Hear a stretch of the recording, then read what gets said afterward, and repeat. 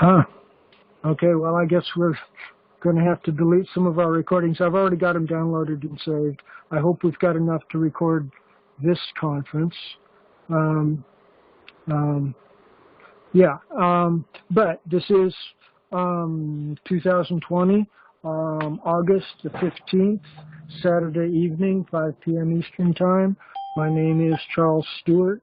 I'm the kind of point man on pulling this conference together. I'm working with excellent, talented others, such as Abraham Duran and Lewis Hammond, and a number of good quality other people are circling around us, and we're trying to put together a network of people that are focused on seriously confronting the corruption in government with our constitutionally lawful remedies for that precise sort of a problem. In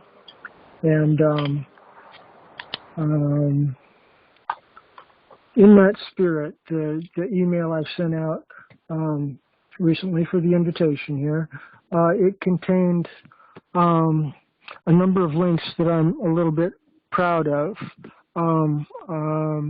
The links clearly in the email clearly indicate, show documents that show that prior to the Norman Conquest, there was a profoundly free and open society in England. Prior to 1066 AD, the Norman Conquest, and those links show the documents, and I think there's a Wikipedia link that shows what this very recognized event is all about. And immediately following that series of links that describe the Norman Conquest and its profound influence in our modern society, especially in terms of common law, immediately following that is another web link that shows a photocopy right out of a page of Blackstone's commentaries, where Mr. Blackstone himself is writing in 1755 or so, maybe 65, that the laws of England, the common law of England, is based upon the Torah laws of Israel.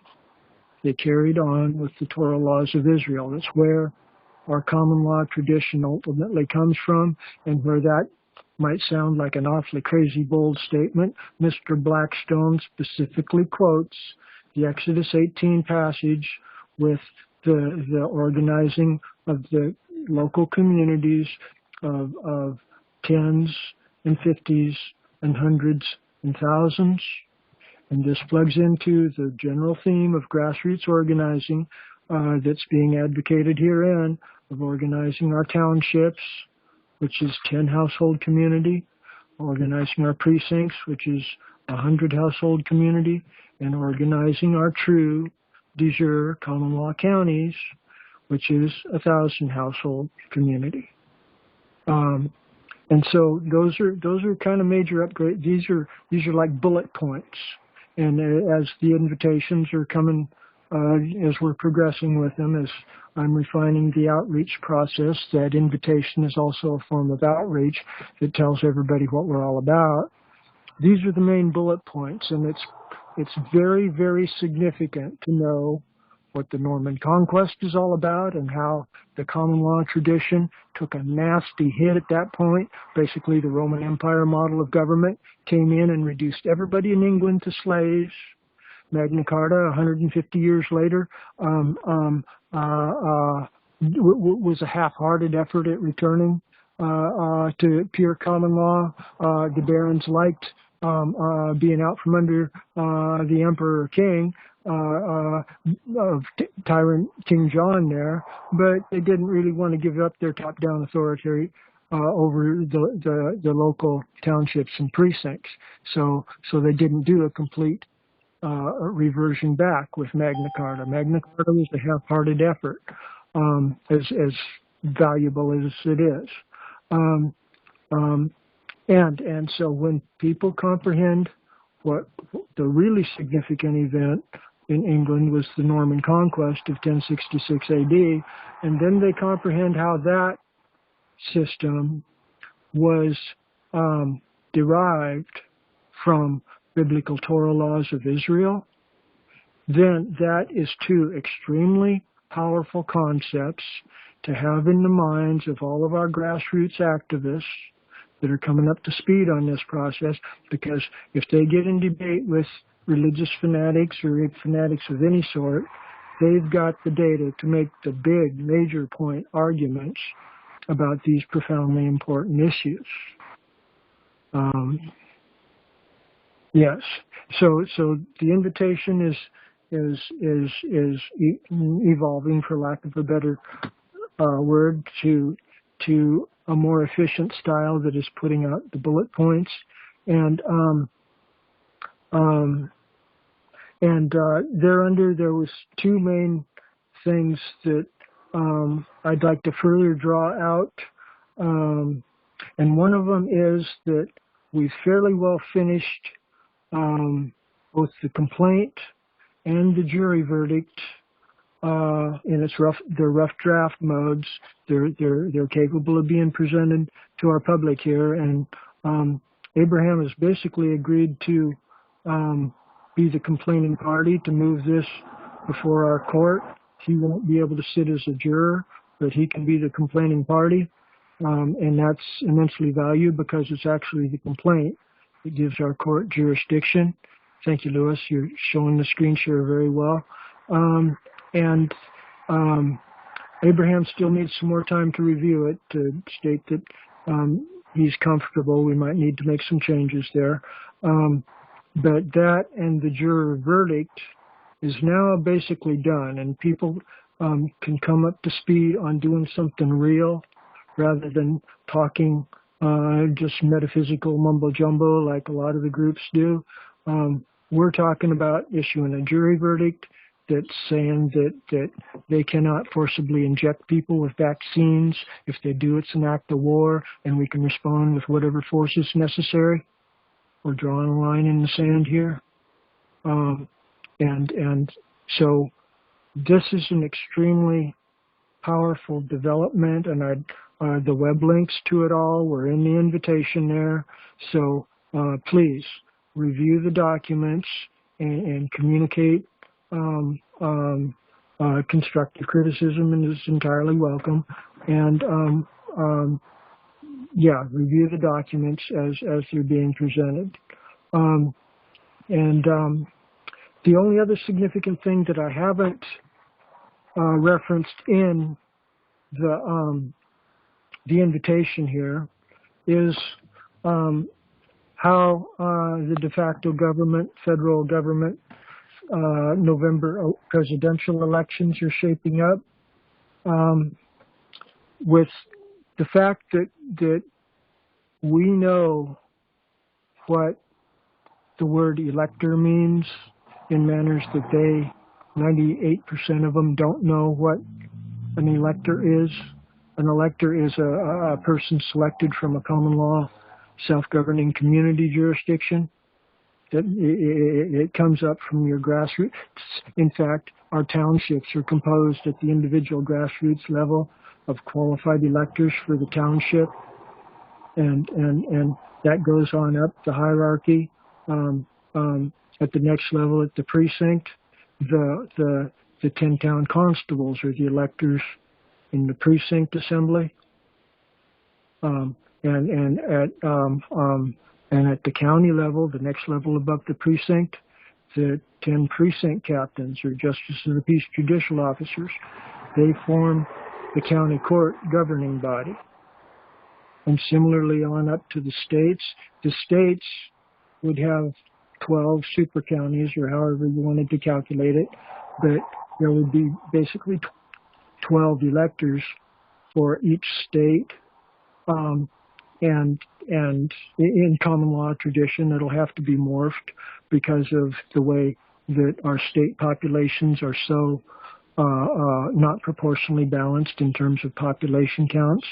But in the federal constitution, it clearly declares that the state congressional assembly will choose the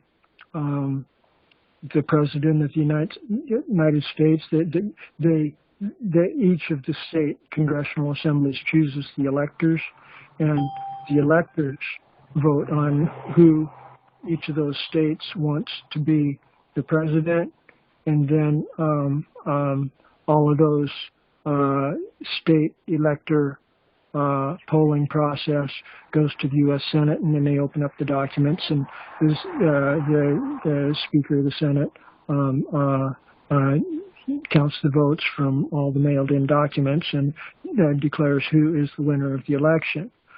But see, that process as it presently functions is all screwed up because the people are not included. Instead, they've got this entire legal fiction voting process with 14th Amendment slave registered voters voting, and everybody's hyped about all of that and worried about mail-in ballots, and the post office is getting shut down. And so everybody's pulling their hair out and screaming that some kind of disaster is going to happen because the 14th Amendment slaves aren't going to have their mail-in ballots correctly counted.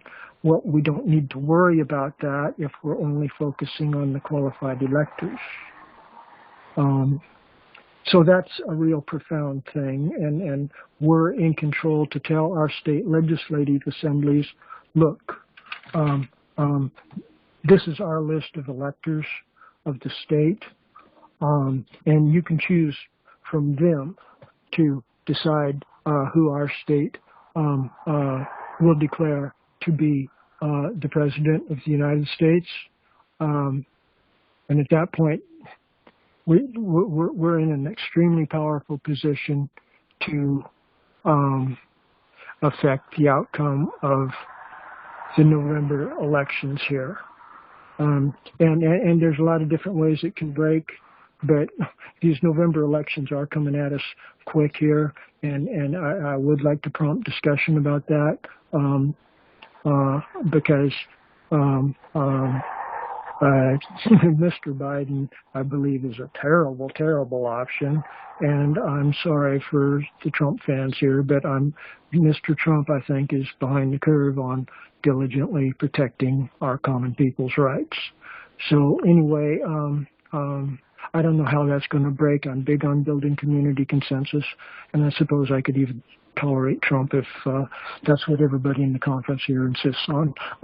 But anyway, those are the main issues that I see as being of priority at this point in time for our group discussion here. And so we've got the two basic things, and I'm thinking there was a third one, but the coronavirus jury verdict, the electors and the election, and from there, just Lewis had up earlier the constructive notice of treason document. Maybe you can pull that up quick, Lewis. There we are. Thank you, Lewis. This document, everybody should be sending this out to every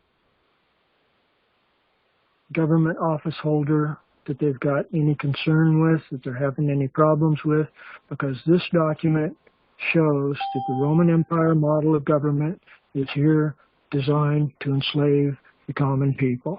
And it touches on strongly on where our remedy's at in forming our own self-governing communities under pure common law jurisdiction. But there's another document that really goes into the details of notice of how to form that we are forming our self-governing communities. I think it's in one of the other tabs there, Lewis. It's a notice you can give it to your local city and county officers. There we are, Lewis.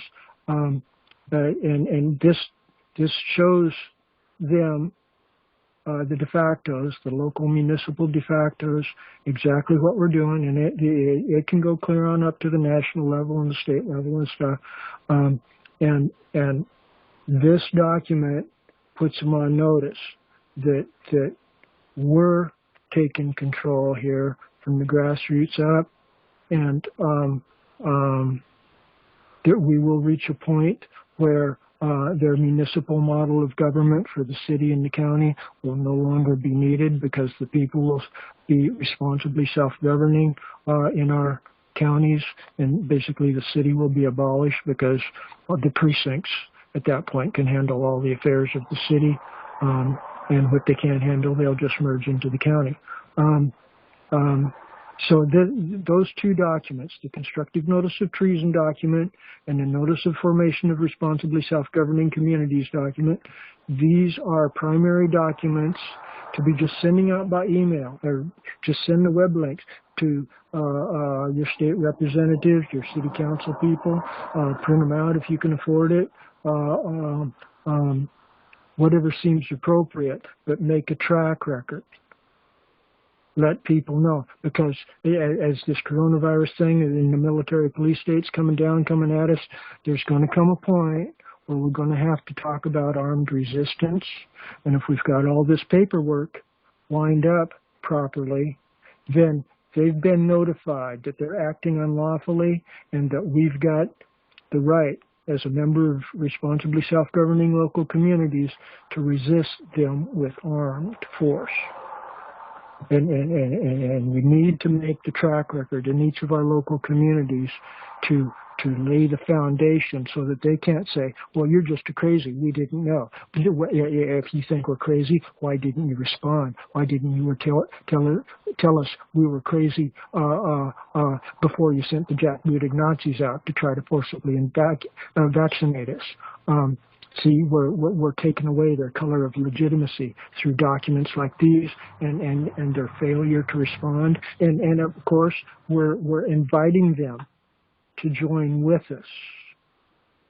90% of these people, they don't know that there's an alternative common law model of government available. They think the Roman Empire municipal model is all that's available. It's what the Constitution says. We can only elect Supreme Court justices. Never. They got lifetime appointments at the federal level. See, that's Roman Empire municipal. That's not organic, accountable, common law style of government for selecting judges. And there's all kinds of things there. But so these are the high points, that at this juncture, in the way this community is developing, and we're on a trajectory here to use common law due process to confront the treasonous conspirators that are trying to reduce us all to slaves. This isn't an intellectual, egghead, theoretical, metaphysical mumbo-jumbo conference session here. This is real strategy, using lawful process to exhaust the pathway of peace, and you know, hopefully most of these in-place public servants will see the light on the wall, see the light, and will join with us. We will be able to produce very significant changes in counties and cities. They'll convert to common law jurisdiction without any serious nasty confrontation. I think our chances are 80–90% of our local communities can be converted in this manner and become self-governing communities without needing to resort to armed arrest of anybody. But we do need to be prepared for the eventualities in at least some of our communities. So that's kind of a bold outline of where we're at. There's lots of reading material. I encourage people to get into it, to give me feedback about what I'm doing wrong, what can be improved, constructive criticism, and conference with others, your friends. Share this with people in other groups. But if you're really concerned about America, I don't see anything other than documents like these being sent out to the de factos and being given into the hands of our local community activists, because this is empowering to our local community activists, and it puts a shot across the bow for the de factos. It gives them a wake-up call that there's an alternative to their Roman Empire municipal form of government, and at that point, it's game on. You know, we're entering an apocalyptic Armageddon type scenario here. It kind of looks like, and hopefully we can navigate through it peacefully. There's biblical interpretations that say that Armageddon already happened with the Jewish Revolution or something close to 2,000 years ago, and everything's downhill from there. But we definitely have some work going on here.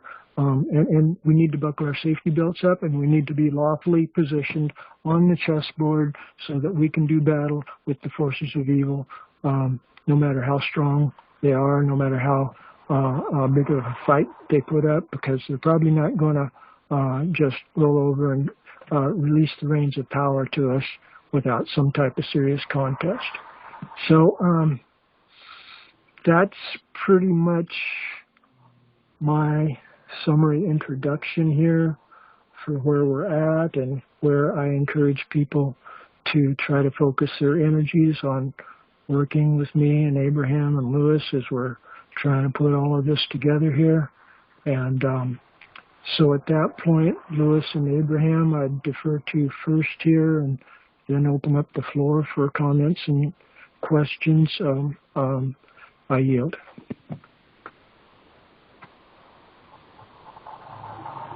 Abraham, Lewis? Well, that was a very, very good commentary. I'll tell you that. I thought it was very expansive, comprehensive, and right to the point. In fact, I think you should start every meeting with an overview of, a revisiting of all the intentions and the directives and the reason why the group has coalesced.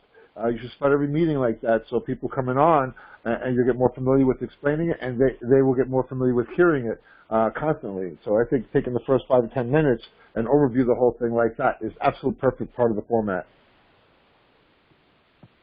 Thank you, Abraham. Lewis, do you have any comments? Okay. No, I would concur with what Abraham just mentioned. Other than that, I have nothing to add, and I would turn it right over to opening up for the floor and asking if anyone not only had any questions or comments or concerns regarding anything that Charles has just shared, if they've got the invite and wanted to draw attention to a particular link or document within the invite to get clarity or to discuss, now would also could be the time as well. So with that, I yield. Charles. Abraham, Nevada, I would like to make a comment. Yeah. Lewis, this is targeted for Lewis. Lewis, that was quite a mouthful of what Charles had to say there, and I would certainly like to pick your mind and your your analysis for how certain things may unfold given certain contexts. As Charles stated, sending out notices and coming out with jury verdicts and submitting them to key members to inform them that should they come door to door, start kicking open doors and forcing vaccinations on us, and we have notified them multiple times that lawfully they cannot get away with doing that. And Charles makes reference to forceful resistance after multiple notices and warnings to cease and desist has been extended. I would love to hear how you may comment on what kind of shape and form that may take, and how can you put teeth to that threat so where it's received. In other words, balance of power keeps everybody healthy and safe. That's been the theory throughout the 70s, 80s, 60s, 90s. Mutually assured destruction with the nuclear exchanges. When there's a balance, if the police knew that the people had fully armed forces equal, if not exceptional to the police hardware, they would not, with impunity, go into neighborhoods and start kicking people's face in if they knew the public had the ability to respond. A balance of power, mutually assured destruction, keeps everybody happy and safe. So my question to you, Lewis, is how would you see that unfolding, and what preemptive measures could we take as a body politic to enlist or solicit those interested parties that could maintain the balance of power should that day ever come? I think in attempting to can remain consistent with what Charles just mentioned in those areas specifically. How one would use these documents in engaging, whether it's the local municipality, county, state level, wherever. I think that these are the tools used, to notify the corporation that, what steps you will take in terms of enforcement. I would you don't suggest, know. Louis, would you suggest aligning with your local militia in every state and somehow informing them and corralling them into the fold? Would you suggest contacting like the 3%ers or the Tea Party or whatever other agencies or organizations outside mainstream political agencies that kind of represent the people wanting to have the grassroots and wanting to be able to force those issues, but they're just, kind of like in the recess for right now? Would you advocate, and I don't want to sound like, kind of pointing a big stick at you, but because I would like to participate in a team of people who would, contact these people who are in the wings and ready to move. They just want legitimacy to move like that. Balance of power keeps everybody safe. We don't have a consensus of here on Michigan. We are, in fact, very polarized. So there are some that may reach out to those groups. We don't have the same position on many issues. So what I try to do is find those issues that those commonalities, because even and Charles and I have had, and you on some occasions, we've had some conversations regarding my position on the wearing of the face masks. My position on the vaccines. We're in step. I don't even do the flu vaccine, just the basic one. So I'm definitely not going to come out and jump in line for something that's experimental, and knowing what I know at this time. So I try to stay on those within those areas. The other areas, we are, for example, just the other topic that I think he mentioned that was open for the discussion, the November election. I utilize that elective franchise, and my thoughts on utilizing the elective franchise are a bit different from others on this call. Some may choose not to use it. Some may choose to obliterate it. Some may simply abandon it and ignore it. I choose to exercise, certain aspects of the elective franchise when I see it to be beneficial for myself and my family. Okay. I personally think that, yeah. So that's, my question, my statement on that. Again, we take different positions. I think, again, if someone doesn't want to exercise it, that's fine. I choose to do so, and I think that without hopping off the hot seat too quick, what happens if they start kicking in your neighbor's doors with the military outside, needles in the hand, and they start to forcibly vaccinate, and you become witness that this is happening in your neighborhood? Do you go outside and start marching, or are you prepared? How do you unfold something like that to cease and desist and stop that from occurring when you start to notice it in your neighborhood? What do you do? Well. First, I'm going to tell you, it's going to be, you've got to mobilize within your neighborhood. I've seen it. I've seen that happen. Because again, I'm in an area that I've seen an exercise, a military exercise of joint agencies, which included the Wayne County Sheriff, sad to say, of the municipal police, the Sheriff's Department, a military sect that I could not, identify, and it was an exercise. This was 2 years ago. They happened throughout at least 3 here on Detroit, and they did some other areas of Michigan, and they actually started a fire by mistake in one part of Michigan. So I've seen them actually lock down a 30-block area as an exercise and even stop people from walking down the street. I do know that they can cut off access to, again, the major cities. It's a bit different, as we all know, in some of the more rural areas of Michigan. But the major cities, top 10 most populated, they've got a time frame that most can be locked down within 15 minutes. So it does come, in my opinion, here. This is where my focus is, I think I've shared before, right here organically at the township level, the 10 households that I can call. And I'd like to have 10 more townships so that there are 100. To say that I have on an individual note, oh, my household is good. But see, I grew up like that. That's a family thing. So anyone kicking in any door here is met with equal or greater force, at least initially. Now, how long that's going to go, I don't know.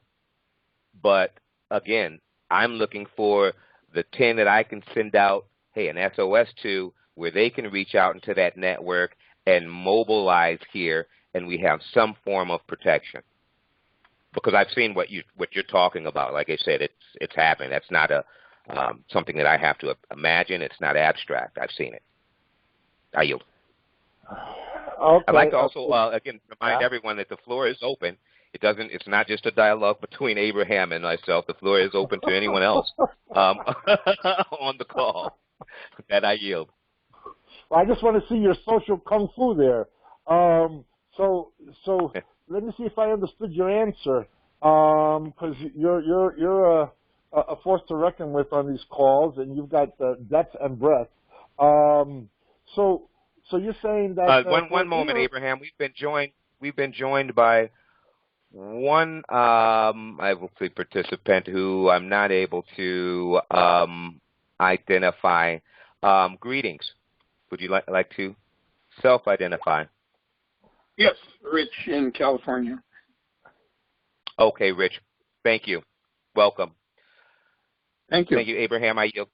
Go ahead. Okay, so Louis, if I understand you correctly, you're saying that you have a small social network of family, perhaps friends, that may be able to stave off a resistance for a very short interim period. But if you were to consider, without trying to shine the political light on anybody adversely, but theoretically, if you were going to map out a strategy, and let's say you were the commander of the Supreme Court of Law, and you were charged with defending the participants of the Supreme Court of Law here, and there might have to be steps that you would mention if the people had several months to try to formulate a strategy on how they could network with other groups that are already, without catching flack from whatever history those other groups have, be able to, solidarity, be able to have commonality, and be able to come, like what was happening in Nevada. Remember Nevada with the rancher? What was it? The rancher where the BLM came in? Odd choice of letters, right? BLM, Bureau of Land Management, BLM, same initials. And what they did was they put a call out to the militia, and you had ex-military come down there and descend on Nevada like the airborne. They were all over the place. And the federal forces stood down. They stood down. Now, if they see that the people can seamlessly, intuitively, instinctively respond and are organized enough where wherever they move, there could be a counter move of equal force or greater that could put a measurement there that they could know they cannot, that's the line and you cannot cross, we will not allow it. Just like they did successfully here in Nevada with the rancher. I was here throughout all that. I went to court with these guys. Yeah, the Bundys. The Bundys, yeah. I know some of the family members. Yeah. That's. Well, I recall that too. I recall, I was getting those notices initially he had a very, very united front, which was very diverse. And then he made some very, very unfortunate statements.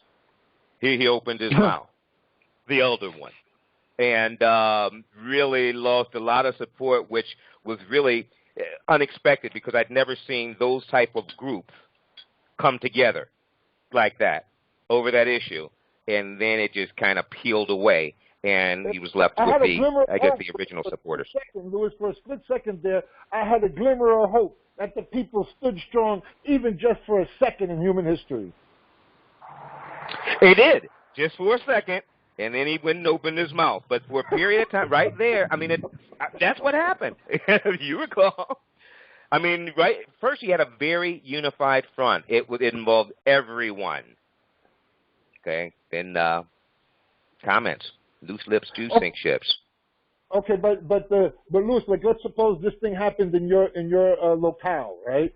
And some phone calls go out, and within 6 to 8 hours, several thousand people can descend there, where they're having their kick the door in policy, and all of a sudden they're met with an equal or greater force, and it would stop. And then the establishment would realize that any place they try to institute that policy, there's going to be communications reached out to the larger masses, and then a pressure point will be established wherever they have the operations unfolding. You don't think something like that is possible? We couldn't organize a think tank to put that together?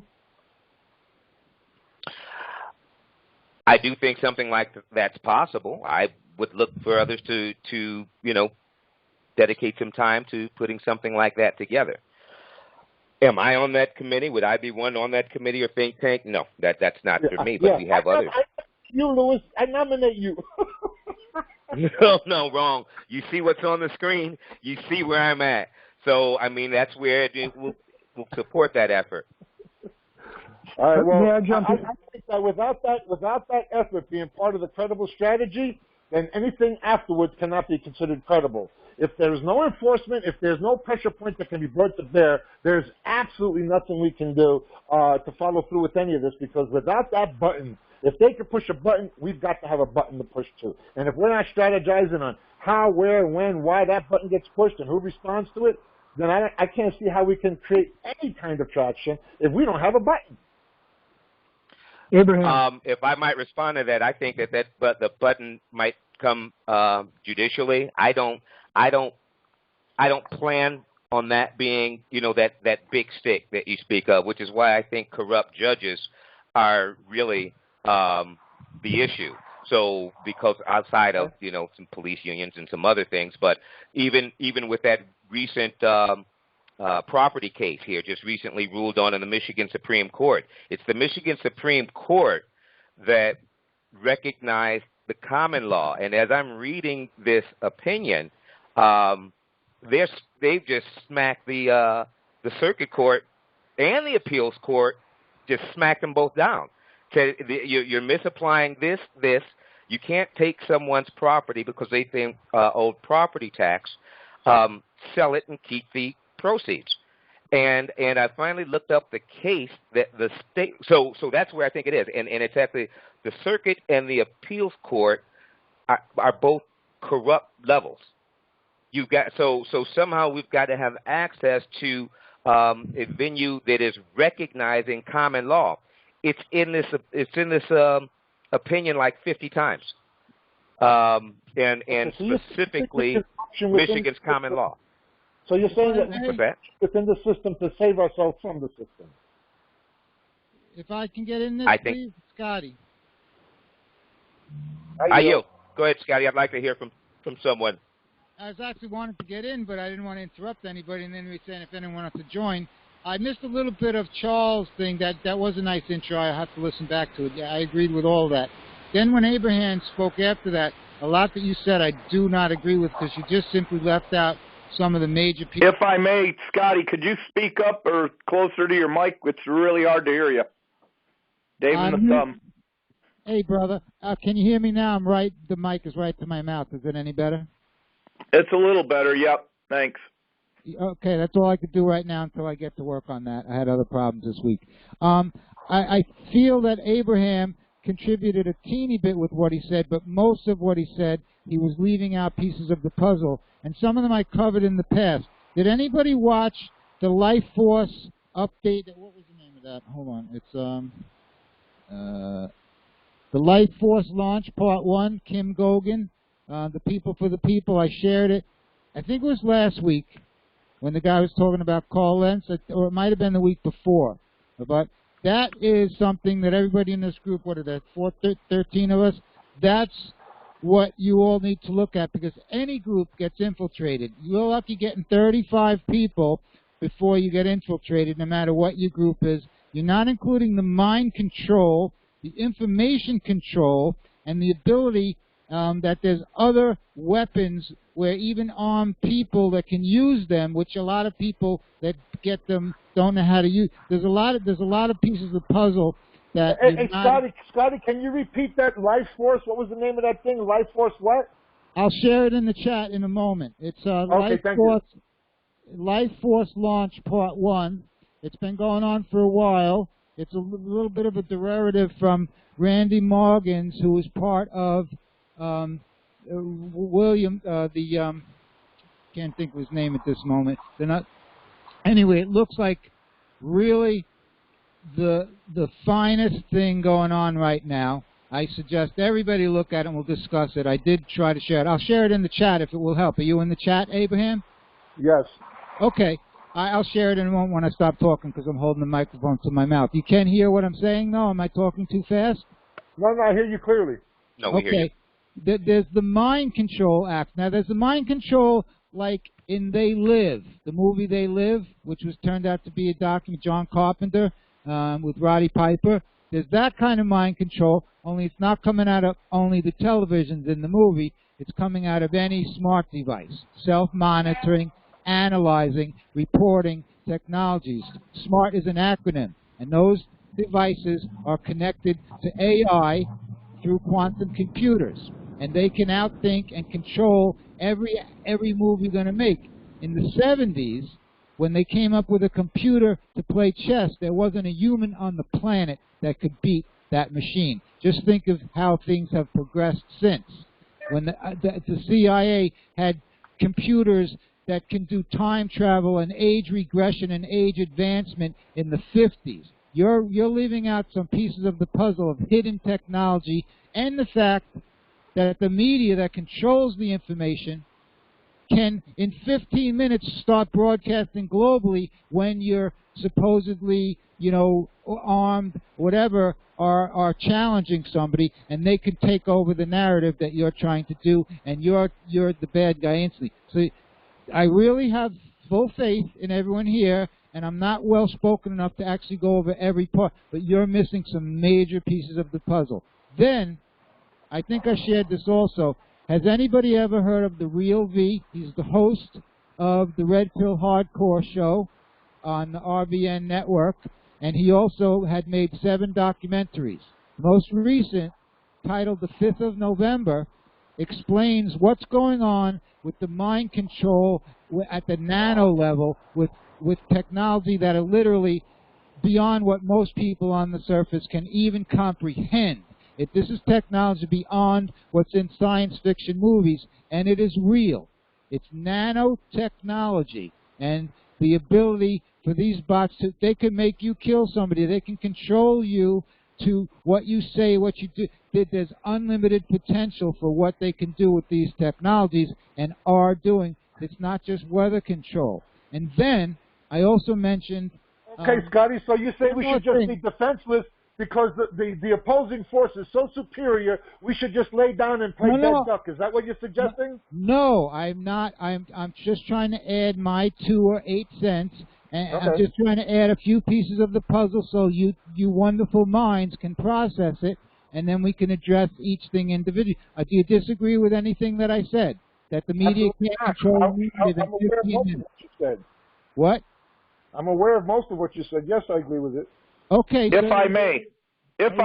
One more thing and let me finish. There's HB 7120 that was passed a few weeks ago that actually is going to start removing these police that we know of for a UN global military police force. So you weren't considering that when you were talking about the police coming in the home. It may not be the police that we think are the police. It may be these UN police. So that's another aspect that we have to analyze, and I yield there.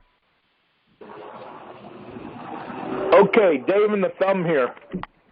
So so what you're saying is that everything that came out of your mouth was AI talking? Scotty?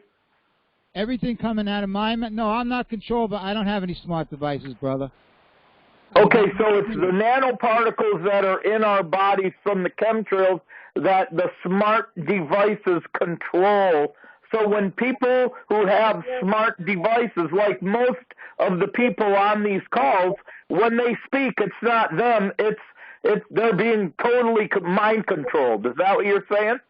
For the most part, yes. And the movie, The 5th of November, will show you clear as day just some of the potential of what's going on. Yes, I agree with that, what you said, yes. Most people are mind-controlled, not only what they say, their energy level they have, the mindset they have, and it goes way beyond. But I can't speak what's shown in the movie. I'll share that with you also.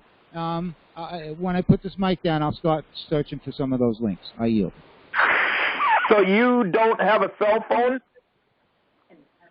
Yes, I do, yeah. You do. And is it 4G? Well, this one temporarily is that I have, but no, I'm working on getting an older one working. But that's a different issue. I had just lost it all week. I just found it yesterday. I had lost it on Monday. But that's a different issue. Yet, it's not so much me. I follow source. I'm not your average Joe. I'm talking about the average population, even some of these high-level people, the TI individuals I'm talking about. There's all different levels of the technology. I'm a targeted individual, not from the CIA. I'm targeted from the low-life police that were from 2005.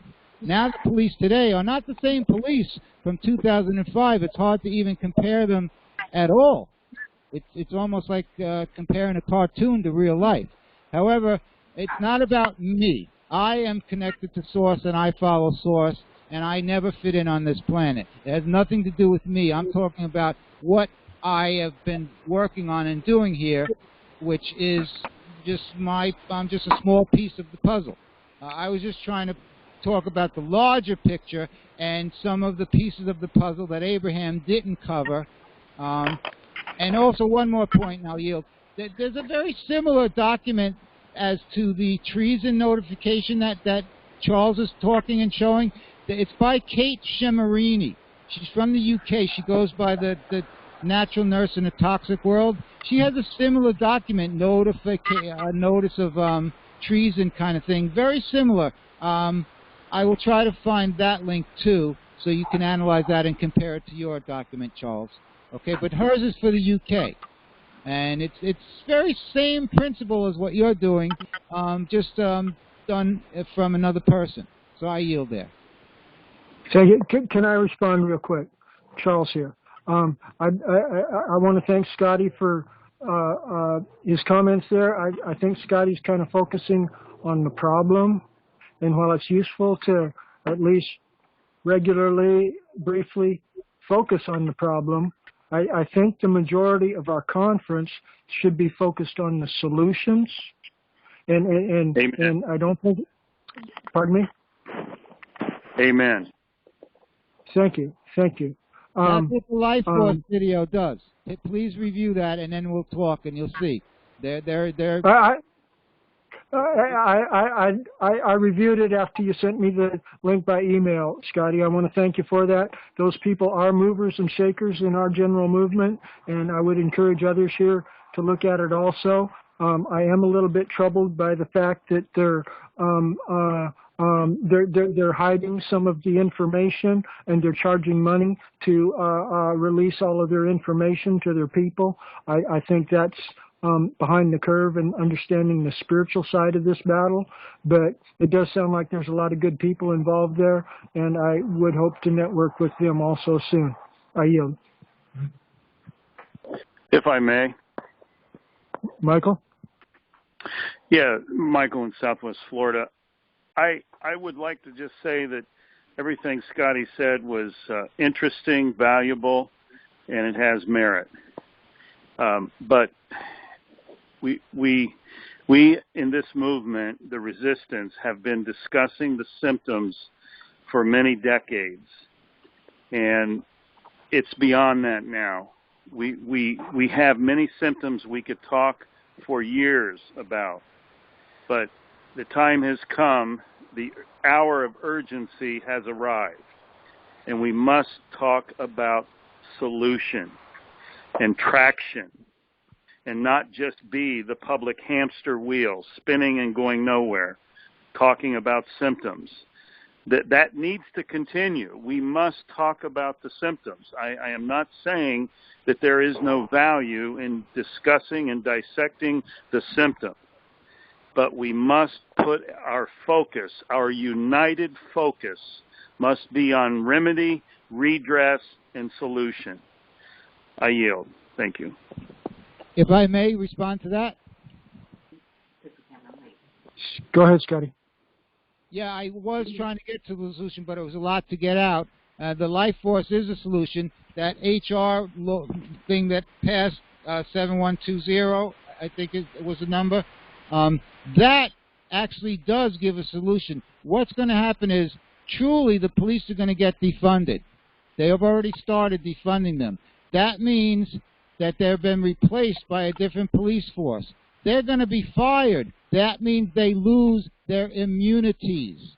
That means if we start filling out paperwork, because that's what the pen is mightier than the gun in this day and age when they have technology that can take out your gun from the air, okay? We're going to have the opportunity to go after these police officers, what they did on the job for trespass, harm, and injury, and we can go after them and their families and their assets.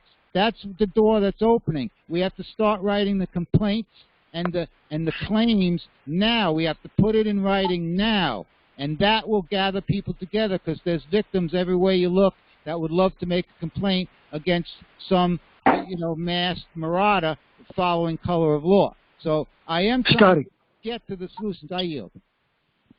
Who is the people that are making the decision to defund the police and replace them with somebody better? Hold on, I gotta put my glasses. What? I found that it was a George Webb and Harry the Greek and John O'Loughlin from brassballs.blog.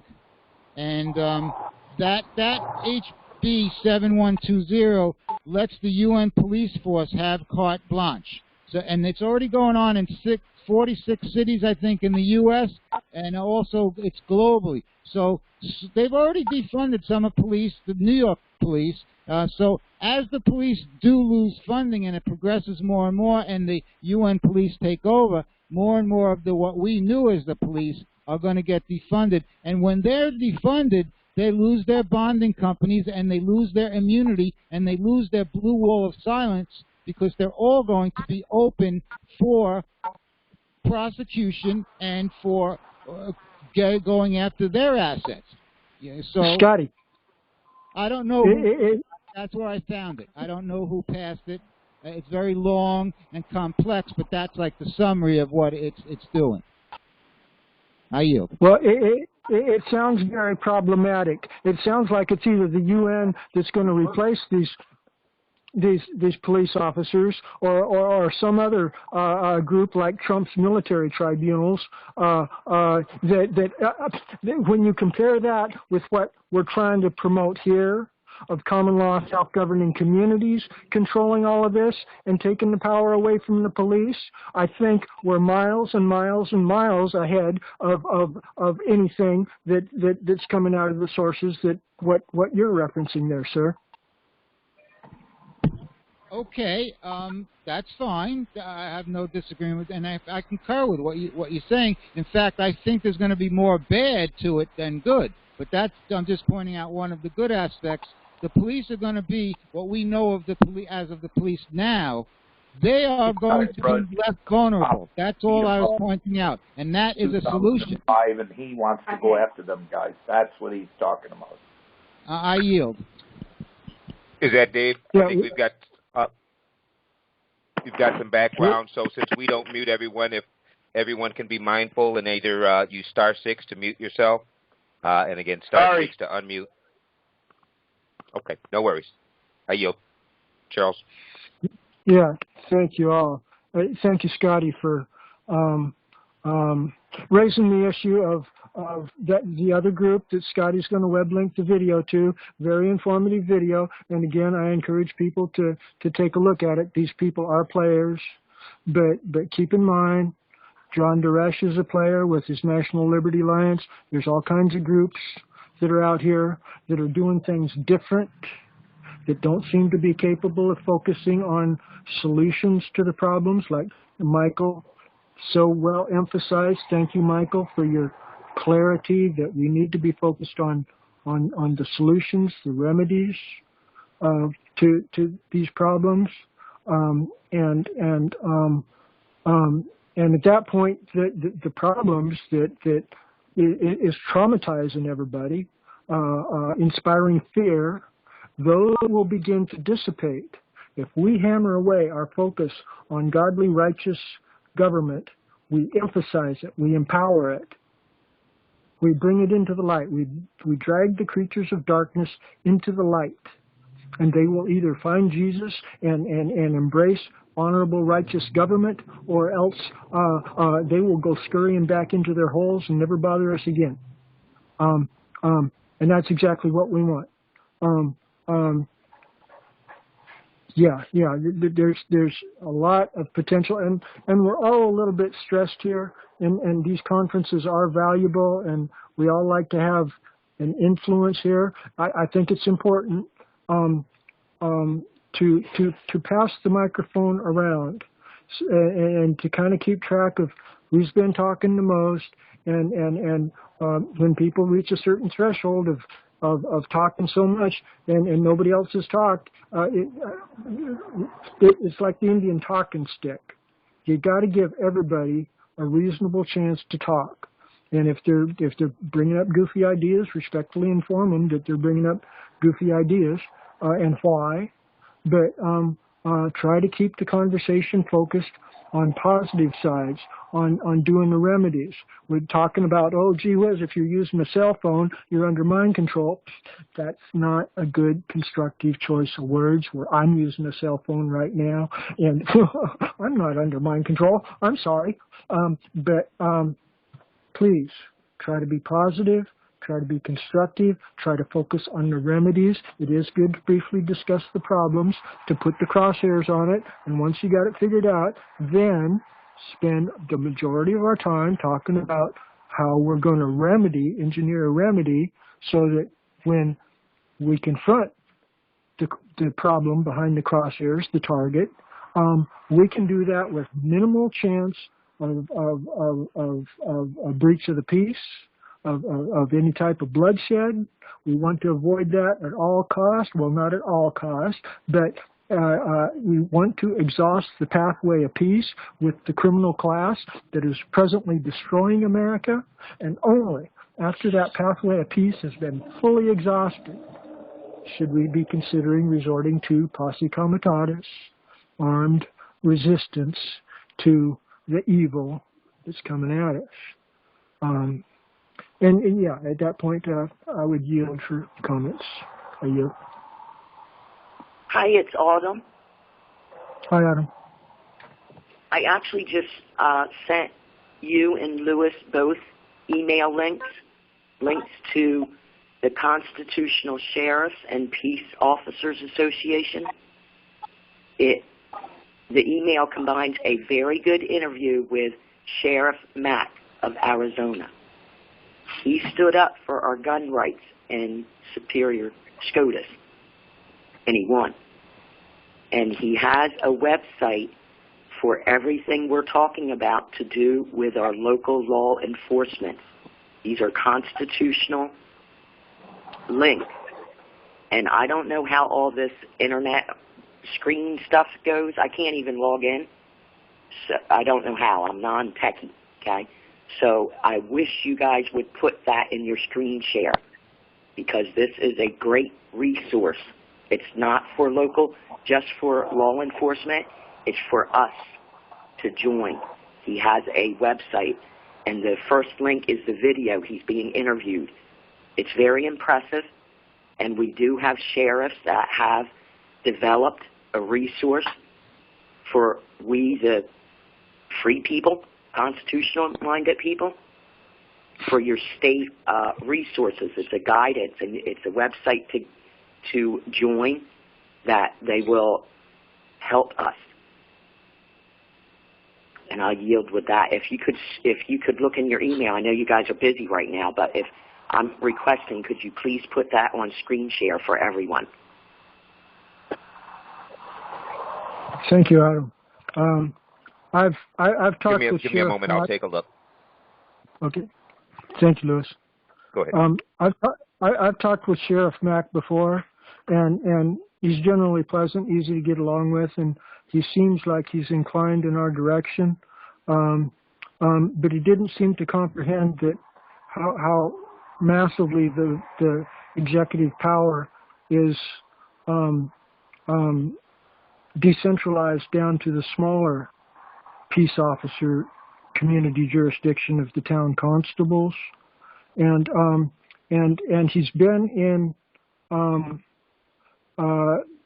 he's had some criticism from some Amish people that were involved in a case where some Amish herbalist was getting railroaded off into jail, and the Amish didn't want to take no lawyers, and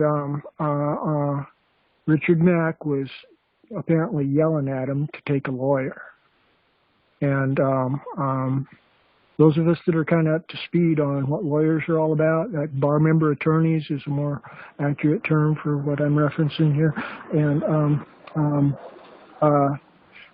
Mr. Mack is if that hearsay is true, then Mr. Mack is seriously behind the curve in comprehending the problems with lawyers, and I've talked to him before about the town constables and stuff, and he just goes, yeah, and he goes on to other things. Like so many people, there's a lot of people, you know. I've talked with a lot of people, and it seems that a lot of people just don't have eyes to see and ear to hear. They may have good hearts, and that's kind of what I like to believe about Richard Mack and a lot of other people, but it's going to have to be those of us that have eyes to see and ears to hear that are going to put this together and get it off the ground and running.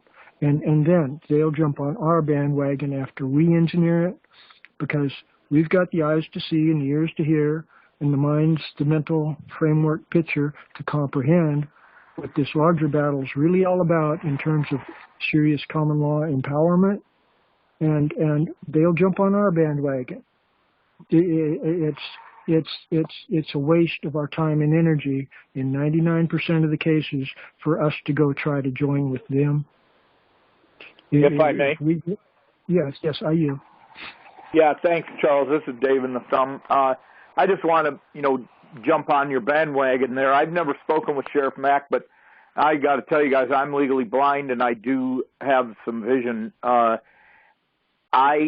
I get a bad read on Sheriff Mack, and I've talked to a lot of folks that place a lot of faith in him and have met with him, and he does not believe in we the people. He believes in a strong government and, the corporate government. And remember, every sheriff's department in this country is a corporation.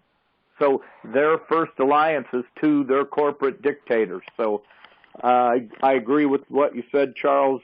Let them follow us. I yield. May I? This is Mike in Florida. Yeah, I would echo what Dave and the Thumb just said.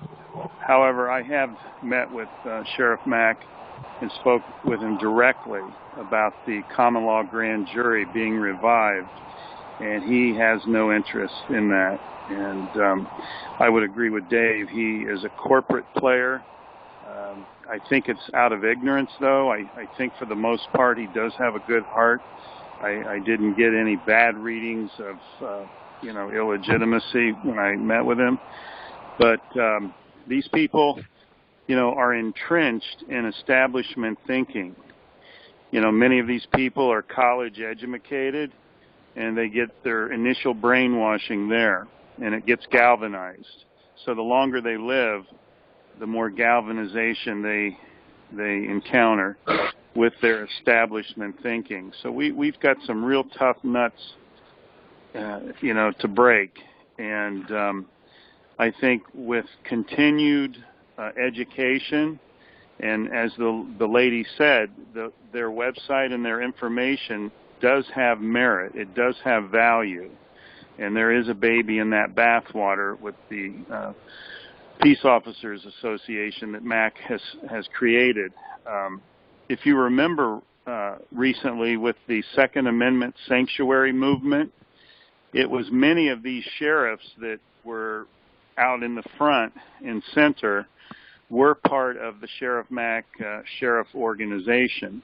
One of the sheriffs had even proposed creating a posse to protect the Second Amendment in their county. Another had proposed creating a militia. So there is some outside the box thinking among some of these sheriffs. They're not all establishment thinkers. So I would strongly recommend adopting the organization, promoting them, but with a guarded, with guarded attention. I would basically promote them, but also continue to ask the tough questions among those who ask and among those who are part of the organization. Mr. Mack needs to be confronted with his opposition to a common law grand jury being revived. I think it would be valuable for us to be engaged with them in dialogue. I yield. Thank you. If I may comment on Mac. Go ahead. My history, I don't remember where or who, but also confirmed that Sheriff Mack also was compromised at some point. They went after his health, I believe. It was many, many years ago. But I just want to point out, when I first got into this, it started with a YouTube video, one dude. Then it came up Mark Stevens, which he was the guy that taught me you could ask you can ask them questions. And then came Carl Lentz. And then I met Charles because he was the only guy to challenge Carl Lentz. And now in hindsight, Carl Lentz stuff is going to get you in trouble. He's the greatest guy. I still speak to him. I still speak to what used to be his partner in the beginning. And, I mean, just with this COVID stuff, we're back and forth. However, I have to unlearn a lot of what I learned from him, and a lot of it I retain. But most people can't differentiate between this is good and this is a real solution and this is going to get you in trouble. I'm still have trouble. I write like Hemingway now with no periods and no punctuation. I'm still trying to unlearn some stuff from Carl, but I still recommend him to beginners. He's like great, to get started. He's also very enlightened, but he does it for the money, according to his partner. His partner, Greg, was really the brains behind it. And then when he got too smart for Carl, they had to split up. But the deal is, then I found that National Liberty Alliance, and I was really amazed. And I learned a lot. I really am impressed. There is information there if you can decipher, this is going to make you a sovereign citizen, and this is a part of a solution. Most people don't have the ability to do that. But after I spoke to that man, whatever his name was, Charles said, on the phone, I spoke to him about 20 minutes. After speaking to him for 6 minutes, I knew he was a shill. Okay? I spoke to the man over the phone, and I'm a visionary, and I am connected to Source, and I got every alarm went off. This guy is wasting your time. He's controlled. And proof of it, he's still there today. Okay? That was years and years and years. He was doing the mandamus against a judge. About 1 out of 100 mandamuses are proven effective, and there's some. That man puts out some good information. He's controlled opposition. End of discussion. Just like Sheriff Mack was taken over at some point, just like Carl Lentz was taken over at some point. It doesn't matter if they're, started out real. Once they get you, and it comes down to these technologies, you're incorrect in thinking that if you have a smartphone, you're brain controlled. There's a whole other aspect of it that you're not looking at. You're only going to get a little glance of it from the 5th of November. He tried to simplify that. It gets way high-tech. You learn about nanotechnology, and every law and everything they ever taught us, from electricity to gravity, is some BS, okay? When you learn how universe, the plasmatic universe works, then and only then will you see what's fake and controlled by the corporate structure and the money and the powers that it has, and you'll see what gods we are and what we're connected to. Okay? There's many levels that you have to get up the ladder before you can see what's real and what's some BS. So I'm not saying bad things about these people. I still recommend Carl Lentz to some people all the time. I don't know if they go and listen to him, but I'm speaking from my experience and my perspective, and I just was put on this planet. I'm just figuring it out now what my purpose is. I think I'm here to help those caught in the system, like the good police, that their hands are tied. And when they get more vulnerable now with what's going on with this defunding, and a lot of them are going to get fired, and there'll still be some of them, I might be there to help them to get right and to get on the right side of the universe instead of the wrong side. So I'm not well-spoken like a lot of you amazing people, and I'm gifted to have found you and share what I do, and I reserve the right, if I get new and better information, to change my perspective and my opinion entirely and my belief. But yes, people get compromised and get controlled in many ways. Sometimes it's not that they buy you out, it's that they have some dirt on you, which is what I think happened to Trump. It seems to me like... if I may, I think at this point... Yeah, I'll yield. Go ahead. Thank you for your contribution. Charles, I would yield the floor to you to redirect. We've got about 43 minutes of recorded call. Perhaps that's a conversation that might continue after the recorded portion of the call. I yield. Thank you, Louis. Yes, Scotty. I think a lot of the issues you're raising there, Scotty, are off topic from what the main business portion of our conference here is focused on: building our remedy, organizing our self-governing communities, and a lot of what you're talking about there is presenting interesting metaphysical bigger picture and talking about the problem a lot, and we can do that after the first 2-hour business session is done. But I think we need to be a little bit disciplined in maintaining a constructive focus here during our official business meeting. So thank you for your contribution there, Scotty. Is there anybody else in the group here that might like to focus the discussion on building our responsibly self-governing communities? I yield.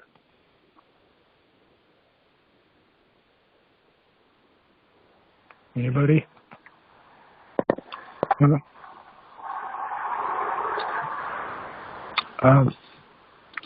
Okay. If I might, there's Scotty mentioned, I think, targeted individuals. This is another group that is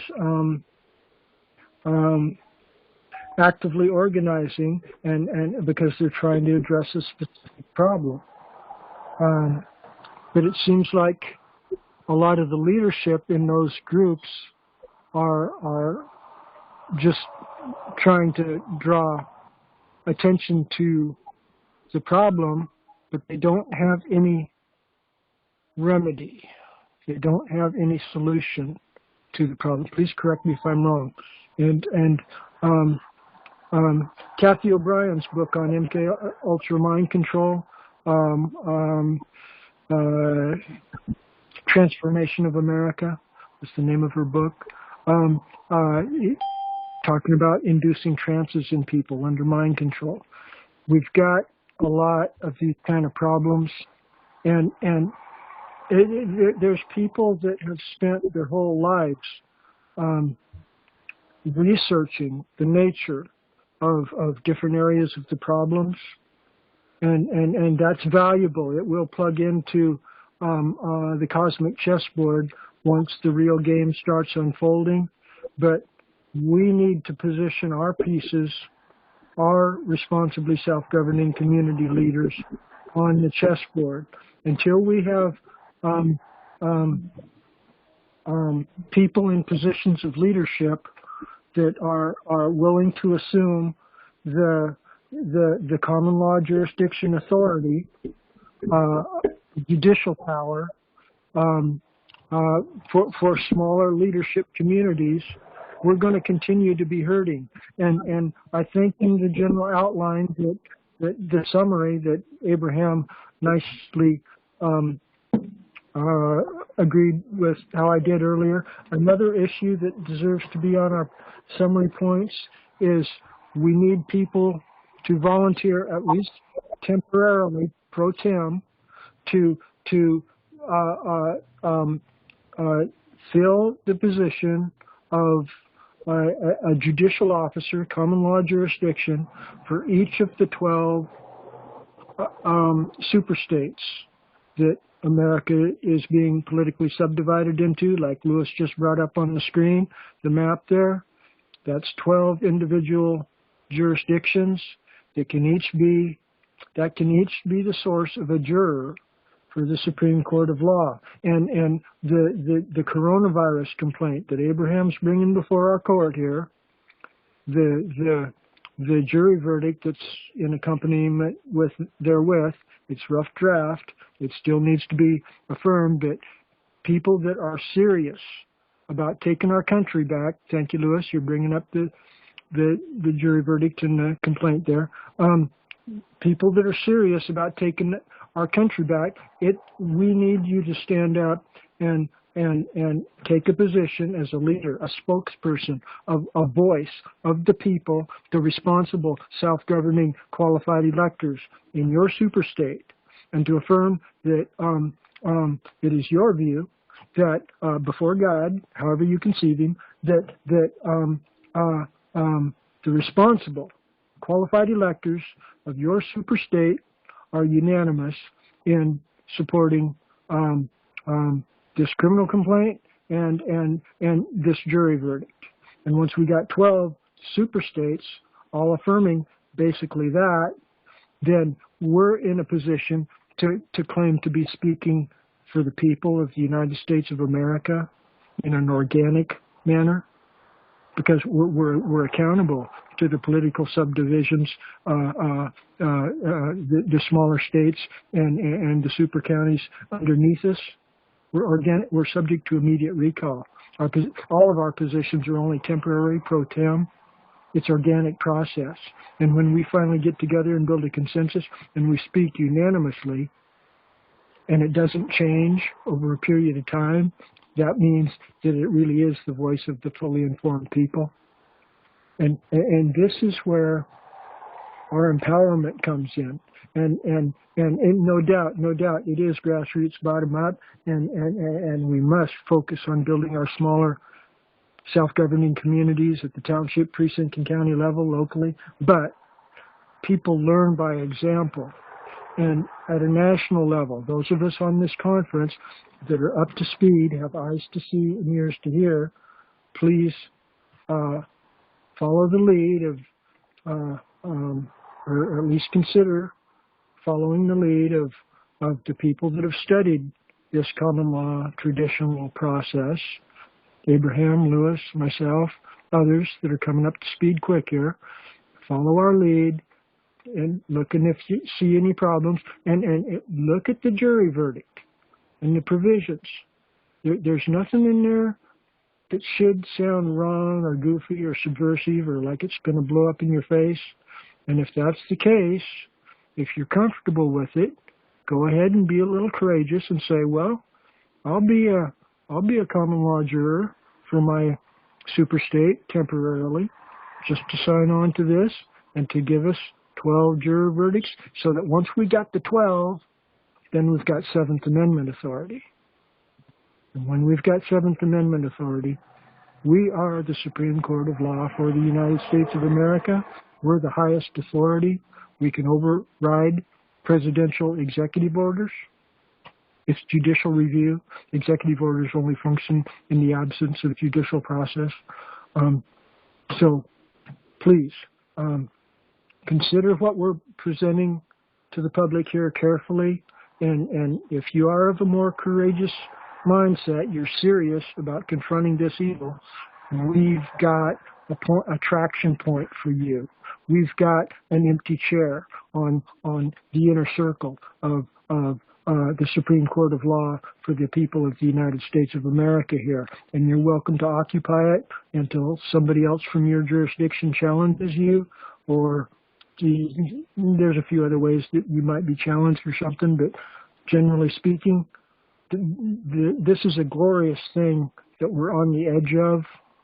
It's got a tradition going back to Bible times, and it's government by consensus. It's not majority rule. This is a paradigm shift away from the Roman Empire, evil empire model of government. So please consider carefully the proposition of throwing in with us, joining with us, support us. Look at the documents, especially the complaint and the juror verdict document, and if you can support it, please let us know so that we can start doing stuff to put paperwork, to put shots across the bow of the de factos to let them know that they can't do this forcible vaccinating of us. And by the way, we're laying the groundwork in the complaint there. We're also naming the Federal Reserve bankers. We got to take the control of the economy back. We got to put people back to work at the grassroots level. Once at the township and precinct level, all of the local economies will be immediately strengthened and empowered once they have their own alternative banking and currency system in their individual local communities. This has the power to wrest control away from that Federal Reserve banking system, and it don't matter whether they concede or they don't concede. Once we get people comprehending what kind of power is at their fingertips, if they just sign the qualified electors registration form and start throwing in with us, once we get a critical mass of people, there will be no turning back. We will have godly righteous government come to these United States of America, and the bad guys won't be able to do a darn thing about it. I yield. Thank you for that clarification. Thank you.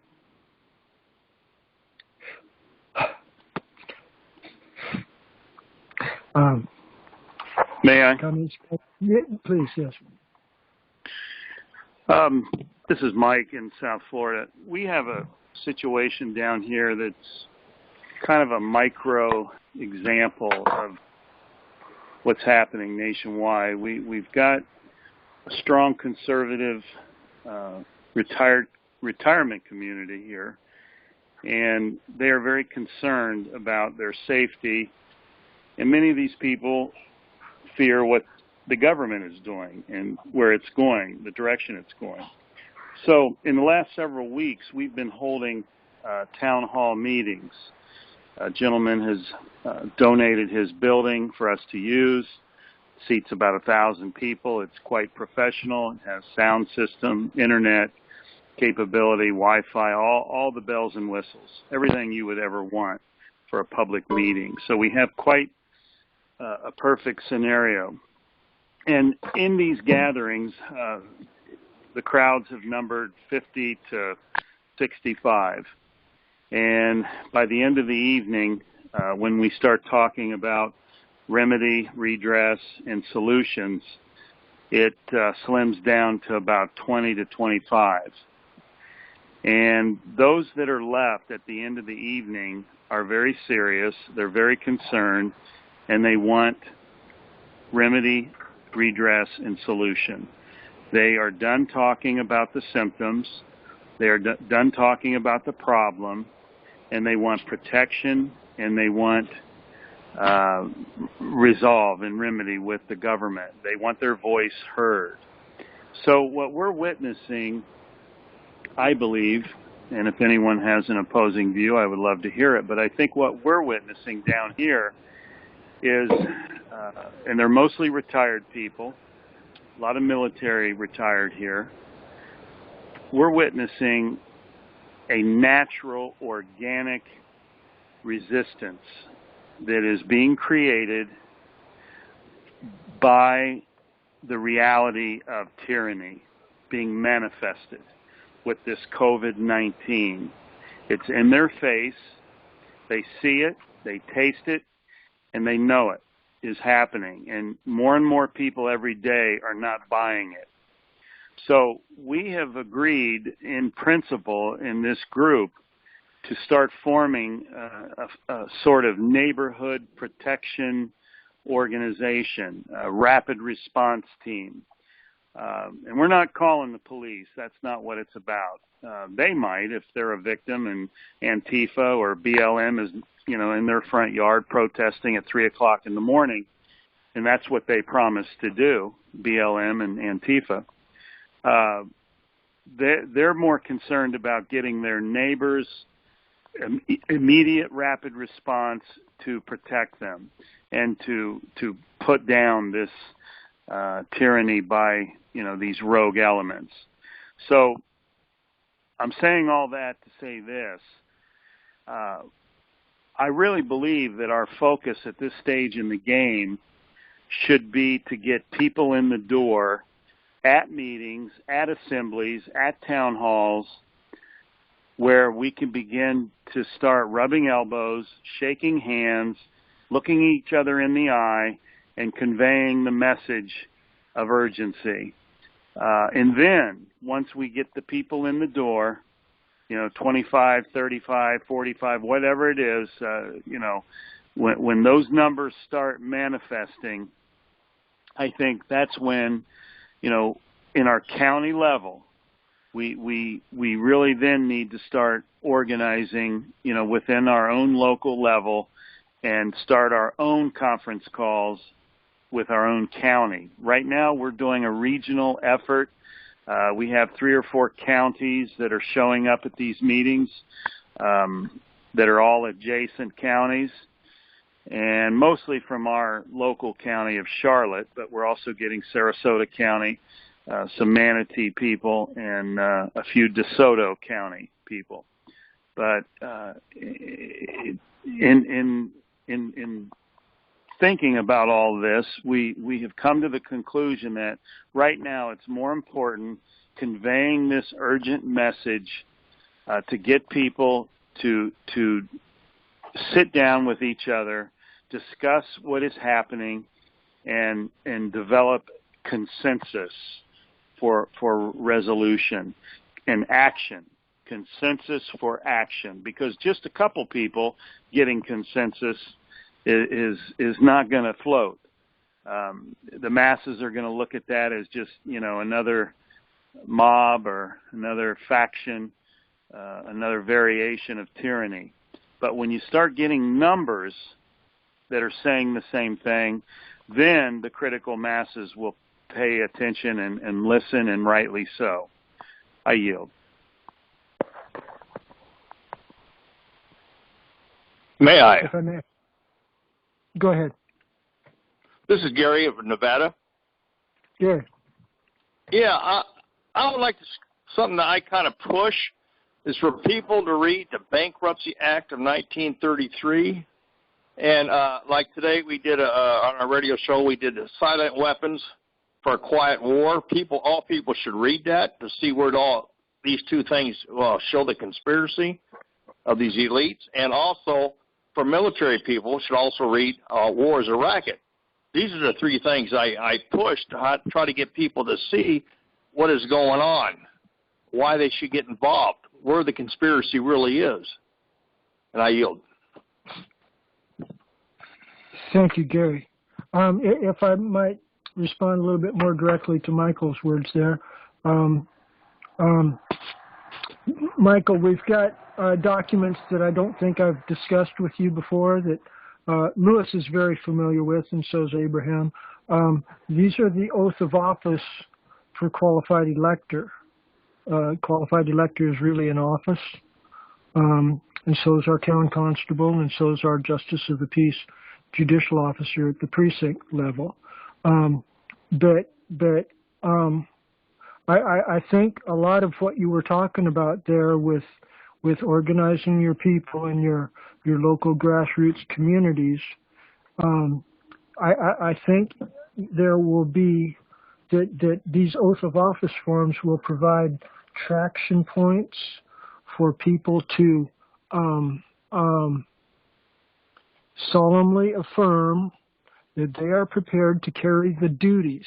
There's duties involved in being a member of a responsibly self-governing community. The older terminologies and books called it burden holders. You're similar to stakeholders. They're people that invest the time and energy necessary to form a responsibly self-governing community, and it all starts at the grassroots with the individual qualified electors. And we've got forms for, it's a 2-page document. It's on our web pages there, and I should have that in the invitation, so that next week's invitation I'll try to include those 3 oath of office forms, so that people can know about that too, because that's the traction point where we get people's phone numbers and email addresses, so that when there are local problems, the local community organizer at whatever level, county, statewide, knows of people that he can call that are that have affirmed by signing on to the document that they're serious about carrying duties to bring about responsibly self-governing communities, to take control and to stop this evil that we're confronting. I think that will provide traction points, nuts and bolts, tangibility to our efforts. And when it's done within the Exodus 18 model of tens, fifties, hundreds, and thousands, then we've got machinery of government, common law jurisdiction, to work with, to bring about these changes in tangible, meaningful manners.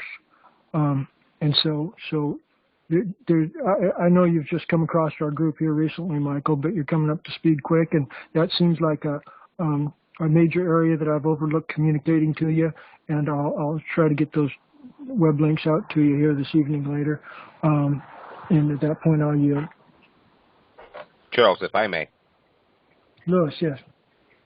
Yeah, just along those same lines, I was headed that way in response to Abraham.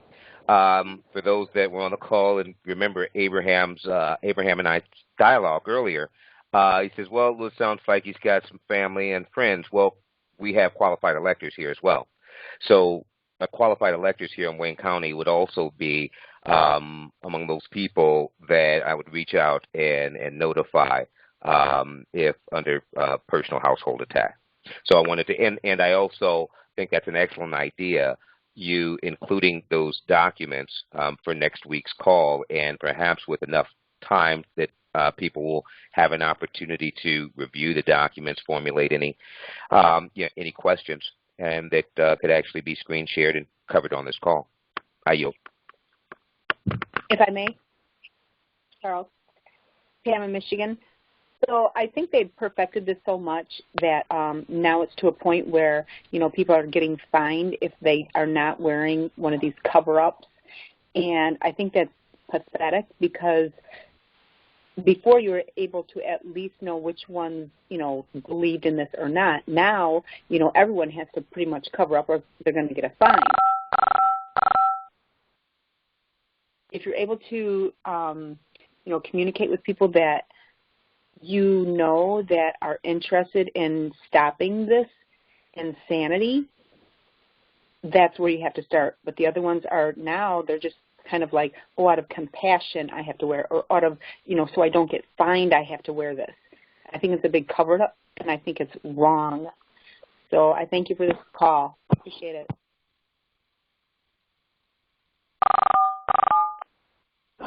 Abraham, Nevada, I would like to respond to Michael in Florida.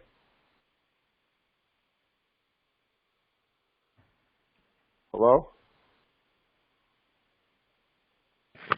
I don't know if Charles. Charles, are you muted? I'm Charles, open. I'm not hearing you. Okay, there I'm you go. open. Abraham, Go ahead, Nevada, I wanted to respond to To Michael in Florida.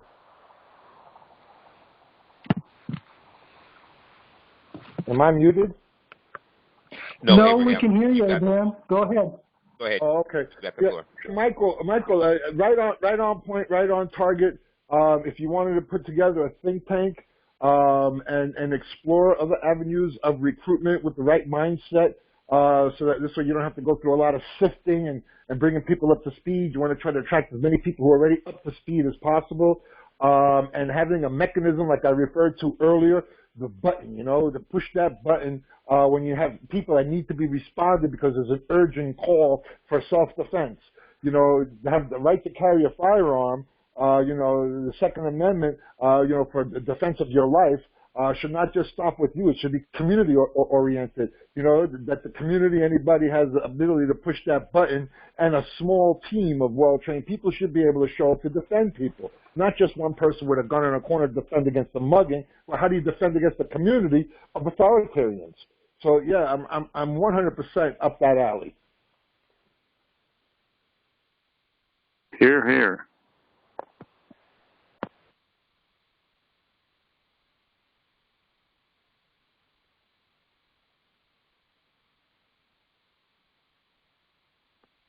May I? Go ahead, Mike. You've got the floor. Okay, thanks. I just had to say here, because that's what it's going to take. We yes, we need documentation. Yes, we need structure. But as I tried to illustrate, at least here in my immediate neighborhood, my 3-county region, we are getting feedback from the people that they are concerned to the degree that they feel a neighborhood rapid response team is needed. And we have even drafted up documentation, basically an oath affirming that, so-and-so, whoever signs it, agrees to participate and, defend lawfully,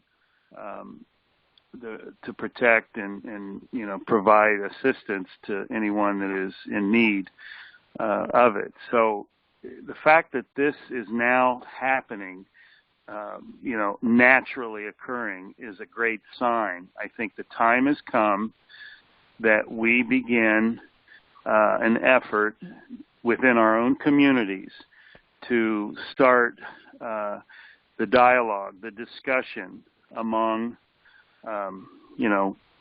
members of our community to outfit and equip ourselves for such a purpose and time as we find ourselves right now. So, a year or two ago, 3 years ago, 5 years ago, you start talking about this type of thing and you're looked at as, dangerous, wacko, conspiracy, gun nut.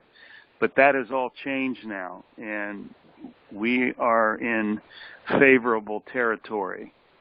And I think that we really need this immediately to occur rather than later. Mike, neighborhood watch on steroids, huh?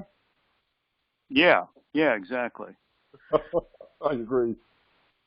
Yeah, and the people have demanded. Mike, I have a lot of experience in that arena. I'm a security professional. Hardware, software, surveillance, reconnaissance, those kinds of security techniques. And I've worked a lot with rapid response teams, ADT, and many other, home security systems that had, rapid response attached to them. So I'm quite aware of the dynamic involved and the materials and the hardware that are involved. That's my background. Okay. I yield. Very good.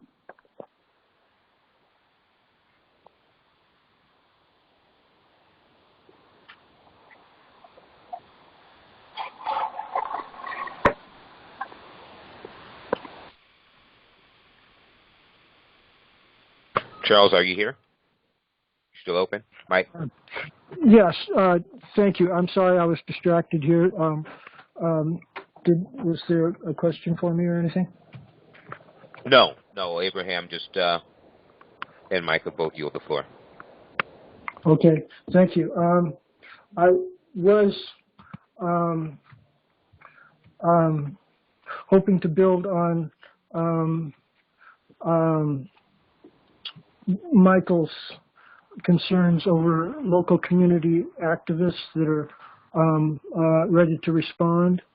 When you comprehend how the township community is supposed to be organized, and it would probably be good to do some word searches in Florida statutes and Constitution about the word constable.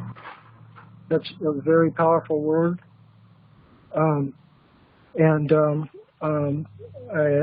But that township level community of 10 households is frequently larger than 10 households. You can draw a big circle of 30 houses or 50 or 100, but if you can get 10 people to sign the qualified electors document therein, then you've got a township community, and the other people may or may not come up to speed later, but at least you're starting out with a township community that has authority to elect their own town constable for that jurisdiction.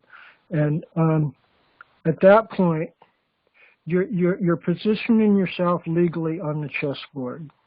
And the lawyers and the judges have no legitimate right to contest the jurisdiction of a town constable unless there's serious procedural errors. And it's a pretty simple process. There shouldn't be any procedural errors in what we're putting together here if we're helping you. And so when you have your own town constable elected for your own community, and at least a couple of qualified electors ready to affirm that that's a town constable, then at that point, your town constable has authority to vaporize, to declare null and void all local city ordinances, all kinds of regulations, everything, except a full-blown criminal complaint. That has to go to the next level of a justice of the peace judicial officer at the precinct level. But the power really is at the local level of the town constable, and this is how. See, with all due respect, Michael, what you're engineering there is not dismantling. It's not taking the color of legitimacy away from the local de facto municipal government, and that's a fundamental part of the battle that we're facing here.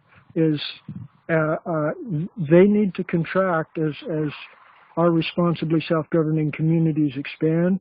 It seems to me like what you're talking about organizing there is similar to a neighborhood watch association.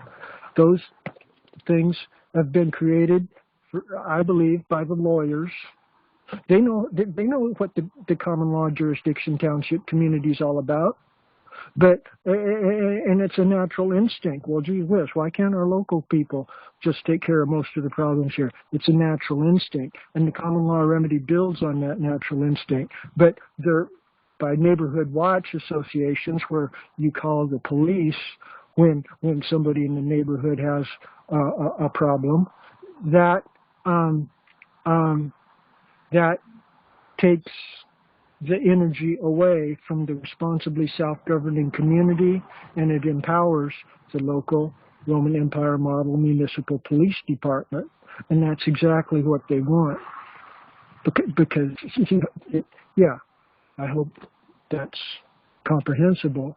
And so please consider carefully and try to find the Florida statutes and constitutional provisions that reference that town constable, because I know it's there. It's common law. Common law is in all states except perhaps Louisiana. And so this is fundamental bedrock constitutional law. We shouldn't, well, I'm becoming redundant, I think. I better yield there, but we've got a lot of power at our fingertips. I just want to emphasize, if we follow the common law model. I yield.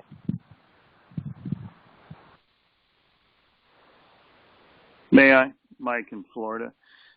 just in response, Charles, the neighborhood watch groups we're planning to organize are not modeled after anything that has recently been done. It's being modeled after a county militia or a county committee of safety, where citizens are organized and structured in such a way that when a neighbor needs help due to tyranny or pirates or whatever, an alert can be made and help will be provided.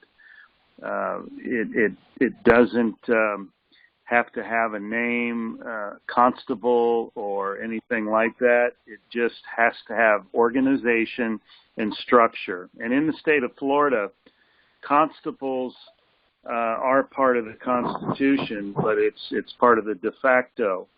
It says here, Florida special constables are a part-time voluntary police officer. They are sworn, warranted police officers, and similar to the Florida context, they have the same warranted police powers and the same or very similar uniform and equipment of a regular paid police constable. That's dated December 19, 2018. So my fear is this. If we start calling ourselves constables, we will find ourselves being charged with simulating law enforcement, just like we've been charged in various states with simulating a legal process. The same could be done if we try to call ourselves sheriffs or constables or anything like that. I have a real concern that it could entangle us with the tyranny of the de facto unnecessarily. And I think it's a really big concern that we should have. Not out of fear, but we're far more valuable free and out of jail than we are in jail. And I think everybody knows someone that's in jail that shouldn't be, and if they weren't, they would be far more valuable. So I'm just putting this out there, food for thought. I'm not dictating anything, but just offering it as food for discussion and consideration. I yield. If I may, Louis, I'd like to respond directly to what Mike just mentioned. Go ahead, Louis. Okay, Mike, I agree with you 100%. I'm familiar with that simulating a legal process or simulating a legal proceeding. And the gentleman that, following the suggestion of the NLA group, ended up arrested and in jail. And as you mentioned on one of the prior calls, I think he died in jail. Terry Tressel, I believe. But I think what you point out is a very good point, though, that everyone needs to research that fact and their state constitutions, because I was unaware of the office of constable on Michigan. I was aware of justices of the peace, and of course sheriff, but I was unaware of constables until Charles brought it to my attention, and I did actually go back and research the history of the office, and every township was actually required to vote in a township constable up until here in Michigan until about 1950. They just removed it as if it never existed, and it existed all the way up to the period of time. So here, those offices of constables and the de facto has a version of justice of the peace, which is different than the original justice of the peace. Those offices here in Michigan have actually been vacated, and they still exist. So there in Florida, obviously it's something different, and I would suggest that each state, everyone, take a look at that and research your state constitutions from the very first one forward, not just the latest.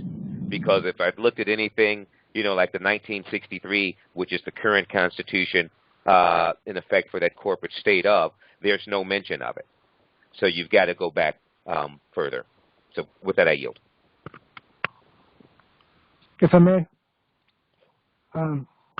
I'd like to point. Can you all hear me? Yes, clear. Okay, very good. The constables thing.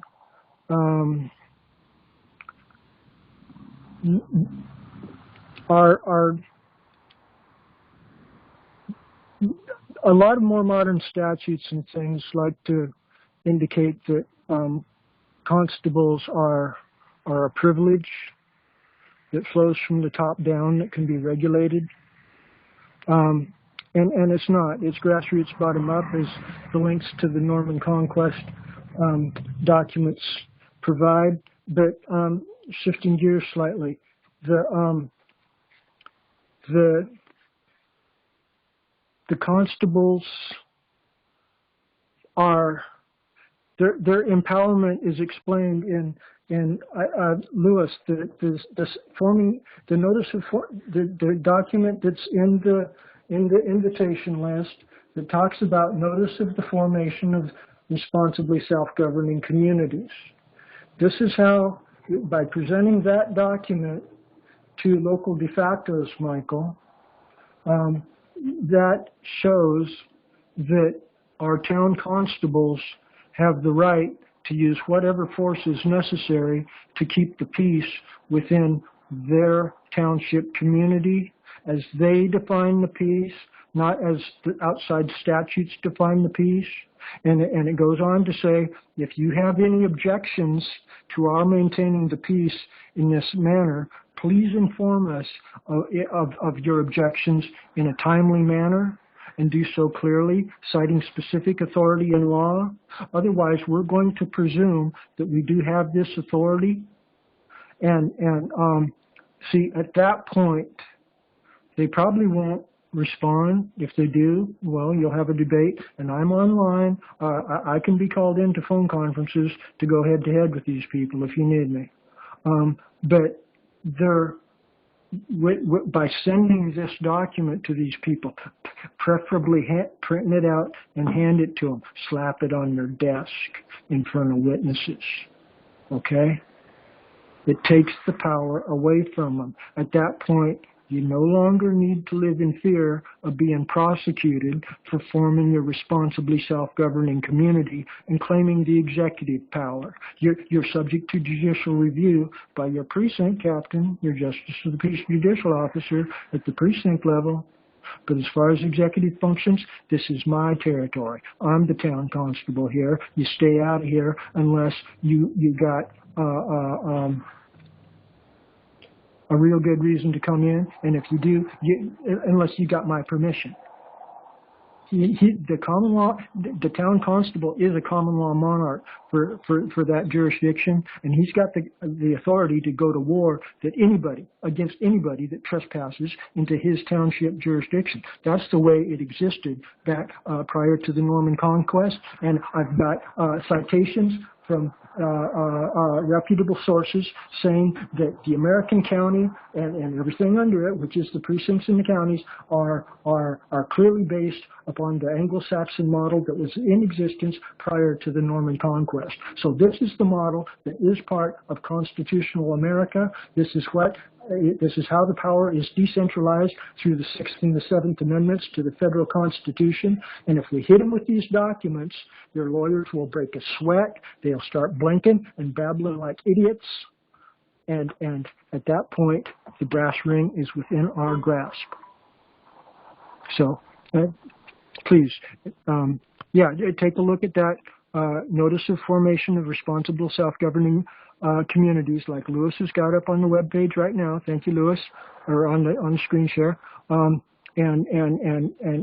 comprehend the empowerment that's in that document once you shove that document in the face of local de factos that might decide they want to prosecute you for simulating legal process or some kind of gobbledygook like that.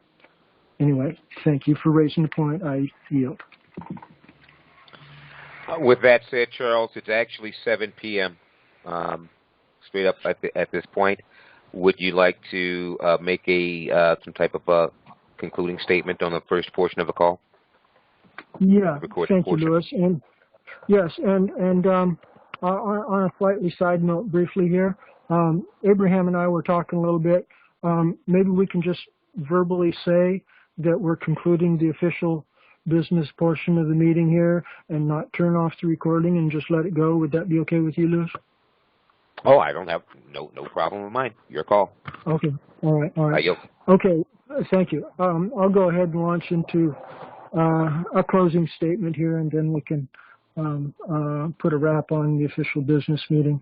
Yeah, I think what I just touched on there about the Notice of the Formation of Responsibly Self-Governing Communities document is a real good focal point for us to end the official business meeting on, because at all levels, at our American national level and down to the grassroots of our townships and our precincts, we've got immense empowerment, but empowerment comes through accurate knowledge, kind of like what the Bible says. The people are lost for lack of knowledge, and this has been purposefully obscured for us. That's why they're pushing things like neighborhood watch communities at us, when they know we've got town constables and precinct level justice of the peace written right into our constitutions. It's a constitutionally guaranteed right to form these self-governing communities, but they're presuming, they're encouraging us to go with the wimpy, defanged,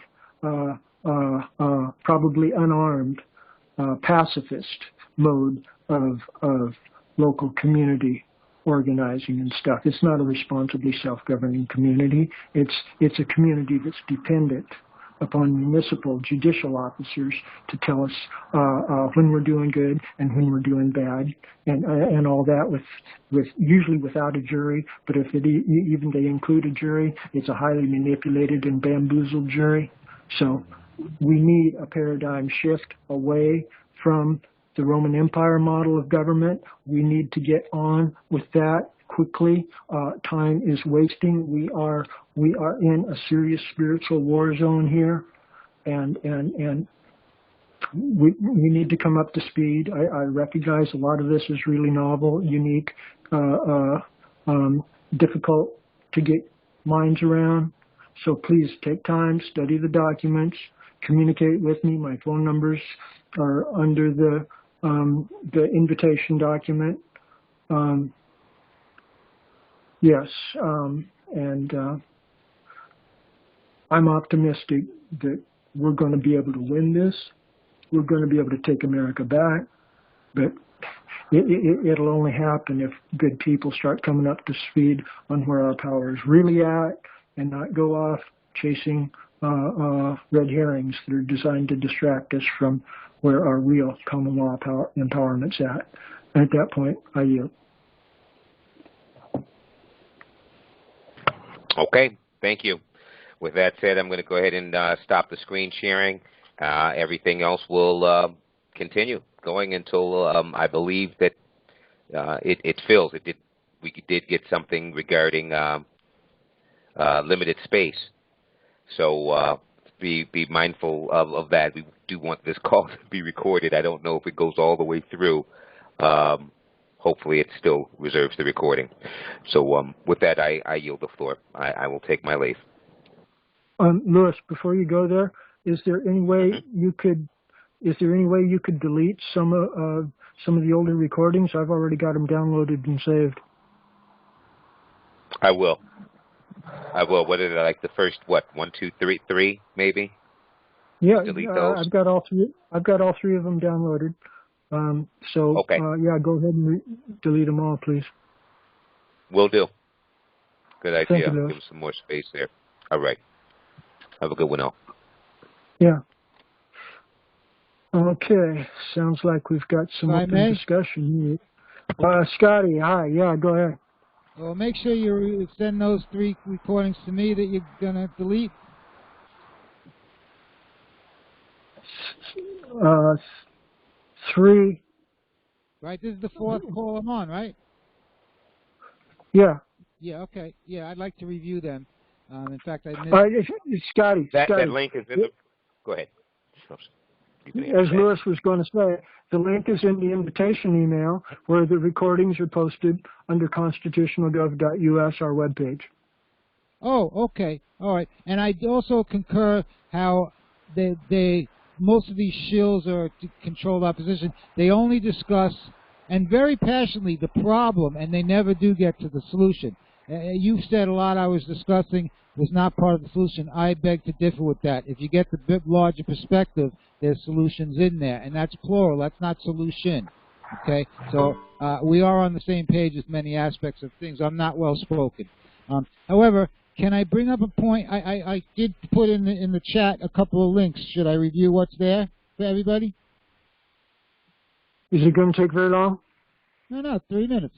The first I put the Life Force video, the People for the People, the one that you watched and you recommended. And that's only one that's pretty recent. There's many before that are also just as amazing. If you like that, click on the website, the one YouTube channel. They try to keep it off of YouTube, but there's a little bit of content there. And then under that, I put where I learned, I spelt it wrong, about the HB 7120.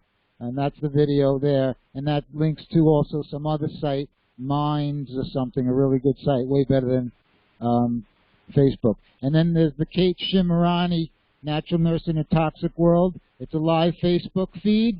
And they kind of cut in with her because she has bad signal. But she discusses her notice of treason that she uses in the UK. And there's also the link for it in the comments somewhere. I don't have it in my memory because my computer died. And then from last night, I don't know if anybody on the call has ever heard of Penny Bradley. Has any? I guess it doesn't matter. She was live on a pirate radio, a really good station from Korea last night. That will help you get a little bit of the larger picture that I discussed that you thought isn't part of the solution, or actually you worded it not part of tonight's call. But if you get the bigger picture, it is. I'm all about solutions that are real, not fake solutions like sign a petition and march, like, you know, Al Sharpton's kind of solutions. Those don't work. I'm trying to actually provide real solutions, as I tried to advise that dude last week. Carl Lentz will get you in trouble, and unless you can see beyond that, he doesn't know the difference between public and private, and he doesn't teach a lot of stuff because they got to him. It's that simple. So those are the links that I put in there now. The last one is, actually, I'll put it twice. There's a YouTube video. I watched it on another thing. It really was an amazing interview from Penny Bradley. I really suggest you also, if you like the Hey, Scotty, I really hate to interrupt you because you're really on a roll there. But what you got to understand, and I think you're having trouble wrapping your mind around it, is that we have a solution that we're trying to get traction with. And with you diverting to other people's solutions, it's taken away from where we're committed and forcefully, determined to try to bring up the solution that we're working with common law. So every time you go ahead and try to take the focus and bring it to another quadrant, you remove it from the quadrant where we're trying to stay focused on. And I thought I sent you a private text, to chill out on that, even though it could be very good information and we'll probably all benefit from it. But you got to be mindful that if we're playing basketball and you want to keep taking us back to soccer, we got a problem with that. So try to keep it in the basketball context and stop trying to bring us onto a soccer ball court, is all I'm trying to say here. I yield. Go ahead. Oh, I didn't get the private text. When was that? Today, or was that another day? Well, I must have missed it. I thought I sent it to you, but I guess I didn't send it correctly. It's a private text on this thing here. Well, I disagree with I'm sure the information you got is very useful and very valuable, but it's soccer, and it involves soccer technique. When we're on the basketball, we're trying to use basketball technique. Then you're going to have people playing soccer when they should be playing basketball. I disagree with that analogy, brother. I disagree entirely. Well, then go ahead and form your own radio show or your own show, and then you can play soccer all day long, is all I'm saying. I don't play soccer, brother. I'm about calling out It's an skills analogy. with false It's an solutions. analogy. It's an That's analogy. what I do. And I It's an try to analogy. learn from them also. Anyway, I don't want to argue with you or anything. Okay, However, I please would don't. suggest, if you wanted to differentiate, why not end the recording and then start it again? So you have two. One that's the business part and one that's the afterwards. What would it hurt to just make That's what two we just recordings? suggested. But try to keep it on basketball, please. Anyway, I had meant to call you, but I had other issues. I had lost my phone. You had given out When you your get phone some number time, the please first call night. me. I'd like I to didn't discuss call a you, few brother. things with you. Anyway, Call me I'm when you have trying a to chance. work with you. I'm trying to work with you. If you want I me to hold understand back, that, I will. and I'm trying to work with you. So call me personally, and we can talk about all the soccer you want. I don't talk about soccer. I don't do sports. Knock it off. Listen, eggnog, it's an analogy. You expand your imagination a hair. Okay, all right. Anyway, we're mostly on the same page, okay? And if I understand. I know that. way off, just bring me back. That's all. As All right. I can only do my best, okay? I understand. And you know I love you, man. We're both from New York. We're right at the same street. I didn't know you were from New York. I didn't know that. No, I never knew that. Maybe that's why you can handle some of my harshness. I know I'm harsh. I'm also not well-spoken. But anyway, Well, I don't mean to offend people. I'm only trying to stay on the page you're on. So, I'm in the same alley with you. It's just, we're trying to play basketball. And stop kicking the ball around the court. Use your hands. All right. All right. Point noted. Okay, cool.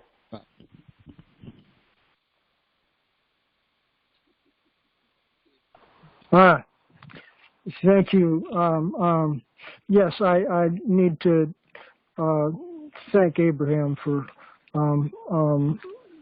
pointing out that I do think Scotty is diverting from our, or at least was diverting from our general agenda of trying to promote self-governing communities that are firmly rooted in common law. We've all been watching the many of the other gurus for a long time, and I don't think there's anybody that comprehends common law, self-governing communities in any manner that's competitive with what we comprehend here. And with all due respect to Scotty and Autumn and the others that are referencing these other people that are doing good work in their own way, I like to believe their motives are pure, but they don't comprehend where the real horsepower's at. Like what I was talking about, neighborhood watch communities that people were referencing before. That's a distraction. If we're going to save America long term, we can't be putting our chips on the neighborhood watch communities. We need to be electing our own town constables under the Mosaic and common law model of 10 responsibly self-governing households. That's where the horse. Yes, I yield. Sorry to interrupt you, Charles, but I just wanted to clarify that, we have a situation where people are demanding protection. They want their homes to be safe, and they want it now. We don't have time, unfortunately, to create a structure and elect constables and go through a big bunch of, government paperwork and bureaucracy. In the long run, yeah, we need to do that. I'm in total agreement with you. But now, Mike, maybe we might be able to find a way to streamline it, where rather than go to one and then morph into the other, perhaps there's a way to streamline it where you can go right to the gold bar rather than go through silver and platinum, go straight to the gold. So what I'm saying is, first understand the dynamic of what's involved and see if there's a mechanism, a way in which you can go straight to the maximum amount of authority rather than going through the middleman and get a minimal amount of authority. So let's explore that. That's why I said me and you should be on a think tank that try to really explore that very, very carefully. Why deal with a pea shooter when you can go straight to the grenade? Yeah, I'm definitely all for, a committee to investigate it, and think tank, if you want to call it that. That's a good name. But right now, we don't have time. Antifa and BLM is threatening to do these nighttime, middle of the night invasions of homes and protests of prominent conservative politicians and speakers and citizens. And, we need to be able to resolve this now and respond. And unfortunately, we just don't have the time to formulate the structure that we all would like to see in place. I have total agreement with the structure and the idea that is being proposed. I do not oppose it. But what I am trying to say is that we just don't have the time, and we've got to do something now. And the idea of a neighborhood watch group is not what has been done in the past. For a lack of a better term, we named it that. That doesn't mean, though, that it's the same model as what has already been used in the past. I beg to differ that it's not. But anyways, I would love to hear anyone's comments. I yield. May I please, Charles here. Michael, you seem under the impression that there's a lot of time and energy involved in setting up the jurisdiction of a town constable and his 10 deputy constables, or 9. Okay. And I will probably yield today. Hello? Abraham. Comment that you can probably do it in one day, Charles. Yes. Try to be gentle with your whip there, Brother Abraham. Yes. I believe we can do this very quickly and efficiently. The office of town constable is presently vacant, Michael, in your local township communities, and there's well settled process for filling vacant offices. It's the nature of de facto government that surrounds us. Is anybody that claims to be an officer is presumed to be that officer unless somebody directly challenges him. Okay? And because the offices have been vacant for decades, there's probably nobody going to challenge you real quick if you just claim to be a peace officer, especially if we've got T-shirts and caps and badges printed up in advance. We could do that in quick and efficient manner. We don't need those. But when we present the Responsibly Self-Governing Communities document to the local de factos, at that very same time, you could present a letter saying, by the way, I claim to be the town constable under 10% of precinct 104 in Charlotte County here. And if you got any objection to that, please let me know within 10 days here, and I'll be glad to talk with you about the details of whether or not my claim's lawful. But if you don't respond voicing any objection, I'm going to presume that as a default and that you have no objection to me exercising all of the peace officer authority of a local town constable here. And see, at that point, we've got it. Or at least we've got 99%. Their lawyers would have to come at us really hot and hard to make us even have a hiccup in that. And if you look at what went down in Seattle and things like that, where they're defunding the police, they avoid talking about this common law rooted process, but it's what they're screaming for. They want the people to form their own self-governing communities. It's a vacuum that we're essentially being begged to step into, but they don't want to say it because that's going to take away their ability to pillage and plunder. But it's the natural solution that I believe will get very little resistance if we just try to exercise it.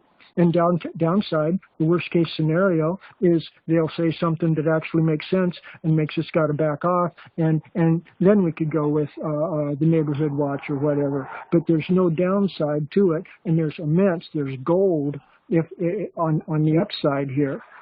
So all I'm trying to say is please consider carefully investing time and energy in doing the real deal, the common law, traditional process. It goes back to the time of Moses, 3,400 years. It's been tried and true. And I believe that is how we're going to save America at those very grassroots levels of the qualified electors and the town constables. I yield.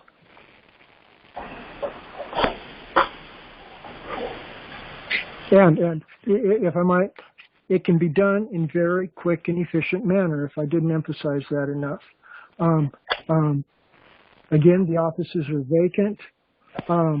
If you go into county commissioners meetings, you can start introducing your associates as town constables. Ask your town constable to come on up and say and introduce himself and say the words, yes, I'm willing to serve as a town constable for 10% of precinct 104 in Charlotte County here. And here's copies of my oath of office. I'd like to submit it into the county commissioner's record here and start creating a paper trail of your claiming this office with the notice that you want them to object in a timely manner if they're not, if they see any errors in what you're doing. See, this can be done in extremely quick and efficient manners, Michael, and I hope you can come to realize that. I yield.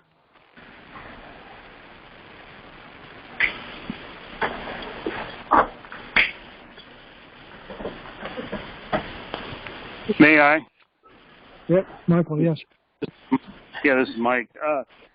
You know, I can't differ with you on that. I think if the office is open and it's available and the commissioners are willing to allow the office to be occupied, then by all means, let's do that.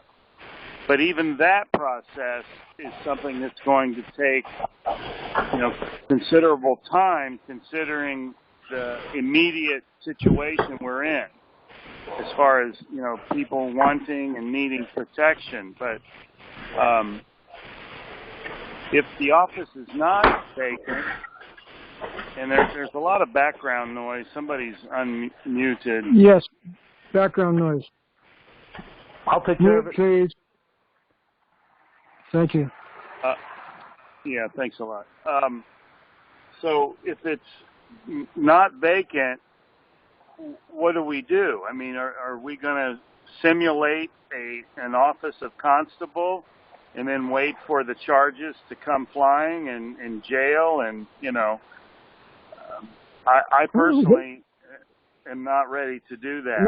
No. Mike said you give them every kind of notice and you afford them every kind of forethought as possible, and you draw out any reservation or hesitation or skepticism that they have. You draw it out with documents to make certain that that you engage them with the rationale as to whether or not it's de jure, whether or not it's credible, and if they can't respond to whether or not it's de jure and credible, by default it becomes credible.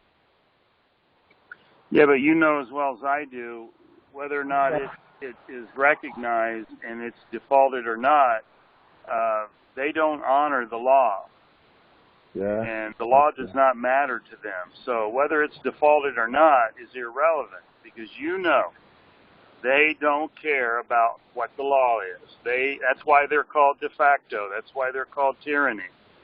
And the last thing we need to do is get tangled up and arrested. Okay, very good question. So Charles, 1 second there, Michael. So Charles, if you serve them every notice and give them every ample time to respond accordingly, and you don't get the type of attraction that you believe you should in order for the office to be activated, right? And so that you presume, for lack of action, you presume to inherit that office, right? And then they come back at you, even though there was no reservation in advance. They wait for you to step in, and then they come and they tag you after you step in. How does that get handled? Good question. Well, if I might, yes. It gets down to a numbers game, and I think what Michael opened with was a lot of concern about Antifa and BLM being the primary danger to the community. And I would respectfully point out that there's a counterbalancing danger to the community from the exact type of jackbooted Nazis that Michael's apprehensive about here. So and that kind of parallels the split between Democrats and Republicans. You can see the Democrats supporting BLM and Antifa, but at the same time, you can see the Republicans supporting the police and turning a blind eye to things like the murder of George Floyd there.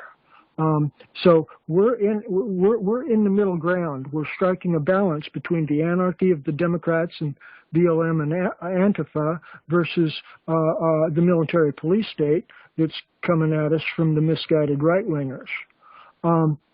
And they're under, we've got, the short answer is that if it goes that far, to the point of actual the police state coming down on us and trying to arrest our people, that's an act of war. And they already are arresting us, Charles. You're correct. You're correct. But the question is, how do we position ourselves on the chessboard so that we can resist that with lawful force? Amen. That's the question. That's the enigma we find ourselves in. Okay. Well. At that point, we have to assume the chessboard is mapped out under constitutional law, which includes common law.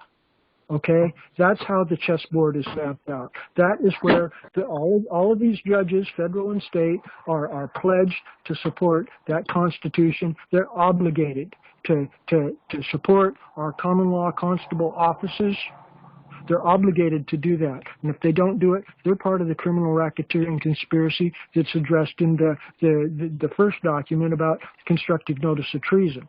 And so we have the moral high ground and we have the legal lawful high ground, and people on both sides will blink when we call them onto stage in the light of day. They only do their skullduggery when they can sneak around in the darkness, when there's no public forum. Yeah, go ahead. I yield. Yeah, brief interjection. They have basically suspended our Constitution with this declaration of emergency, shutting down businesses by force, threat of arrest, under duress. This is totally unconstitutional. They do it in daylight. They do it without any shame. That's because, thank you, Michael. That's because no lawful authority is challenging their presumed lawful authority to do that. There's nobody telling them that they have no lawful authority. There's nobody claiming a judicial office to say, well, I'm judicially revoking your executive order. Judicial power is higher than executive powers.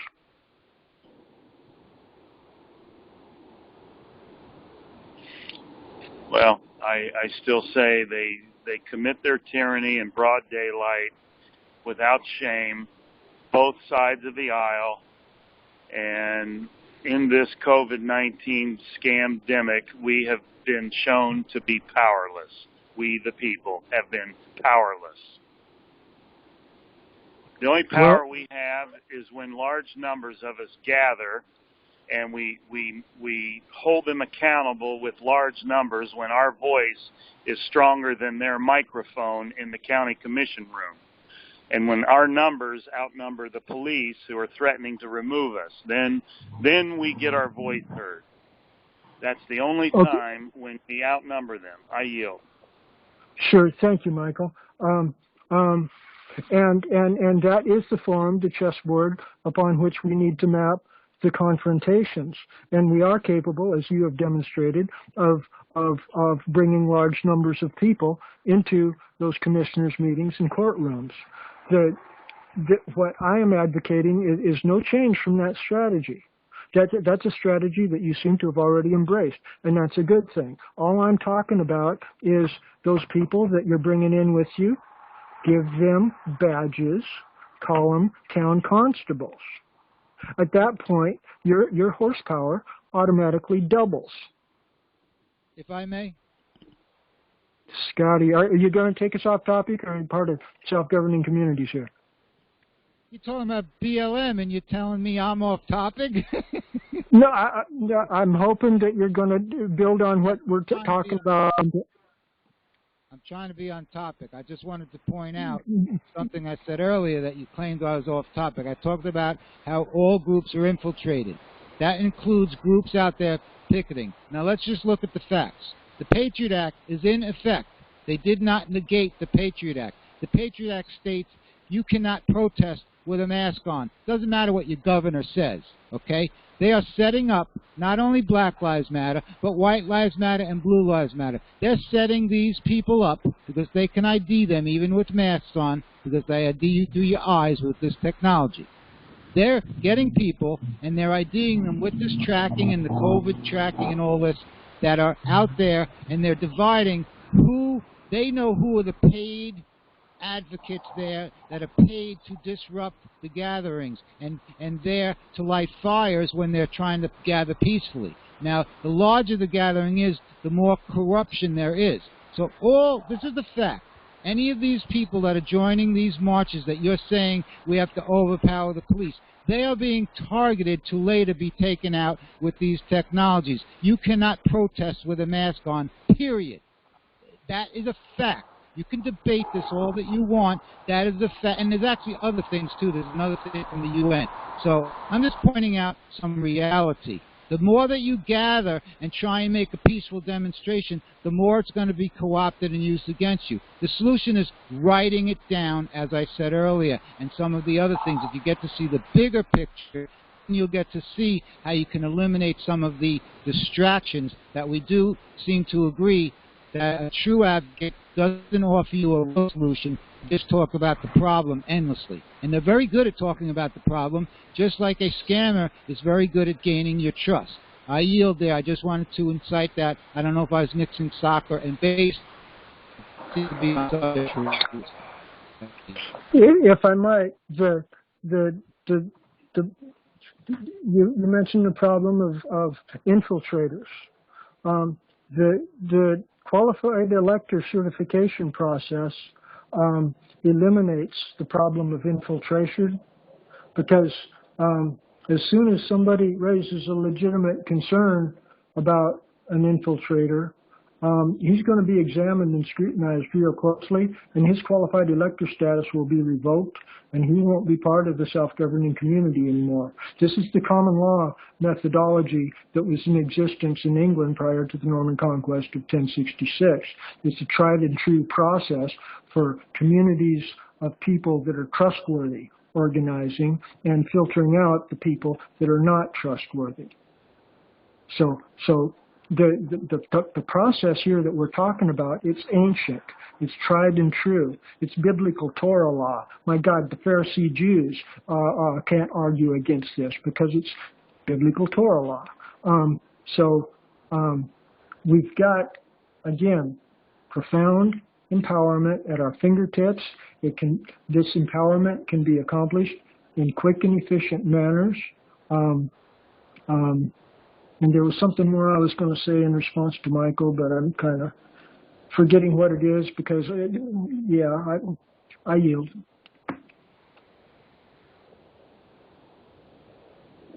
Maybe I'll think of it in a minute.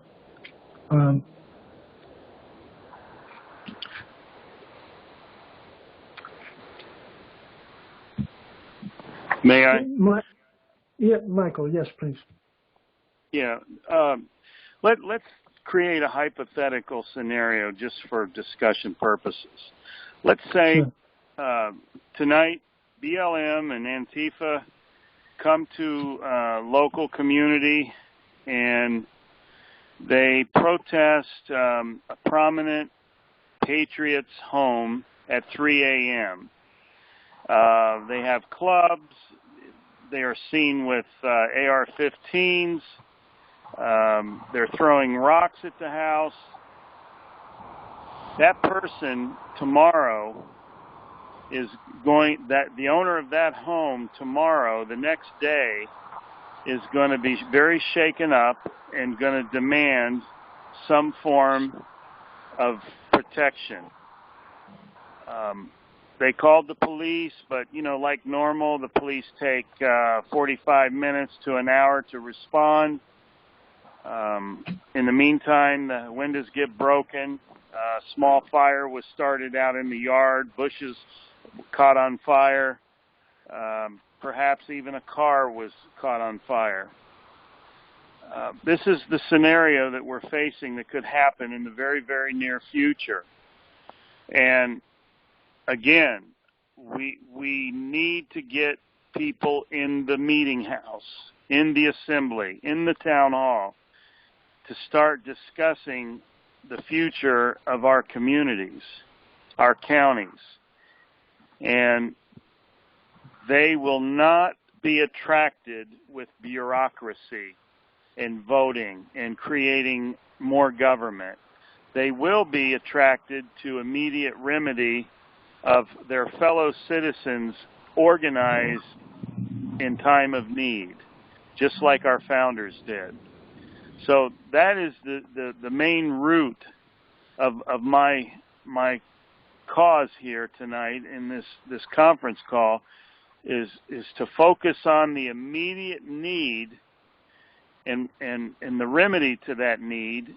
And then later on, once we get traction, I think it would be appropriate then to start doing more of the election of constables and the bureaucracy part with, you know, documents and paperwork.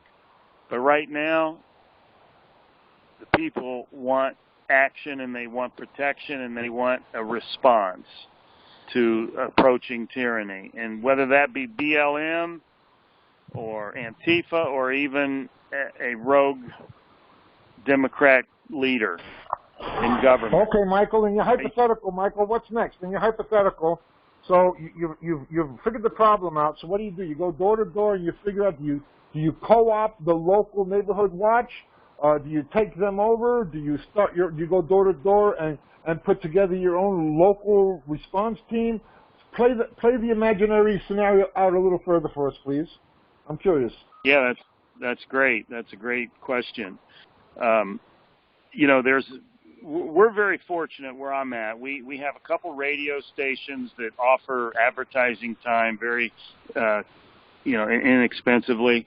We've got a lot of networking groups. What would you be advertising? What would you be advertising?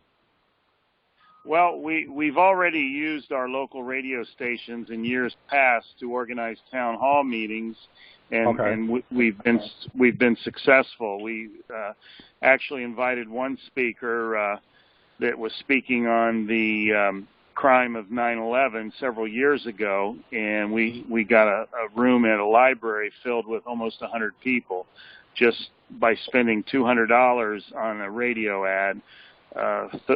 50 spots, 30 seconds each, was able to achieve us almost 100. You generate numbers into a meeting. You have an announcement that says something like, help protect and defend your community, establishing a security patrol of a rapid response personnel, people with security backgrounds, please respond, find out how to protect your neighborhood, come join the meeting. Something along those lines? Yeah. Absolutely. Couldn't have wrote it better. I think you'll get the numbers. You'll get a a lot of people responding to that, I think. And then the legitimacy of encountering people in the street, right? Because you probably saw the news, too. The Antifa or BLM was walking up this guy's street, and a white woman and a white man, they said that there was some rocks being thrown into their thing. So they came out with two, AR-15s or something like that. And they got arrested because, this big mob of lunatics were coming up their street, yapping and hollering.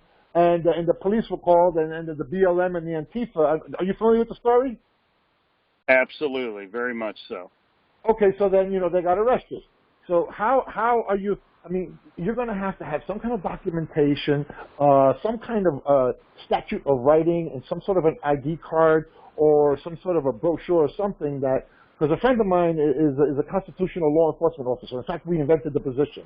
There's 6 of them in the country. And they walk around fully documented in full police uniform. They've invented the position themselves. It's constitutionally correct. And still, even carrying all those documentations, the police give them a cease and desist order, and they got like 15 of them, and there's only like 2 or 3 of us.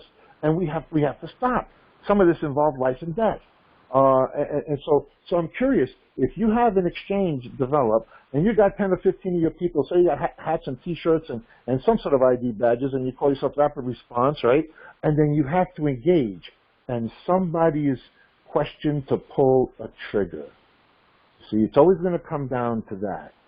You see, will you have lawful standing to be able to defend your personnel? Because I don't know what the answer is. I'm just asking the question. Because the threat of violence must be able to follow through with if it's to be effective.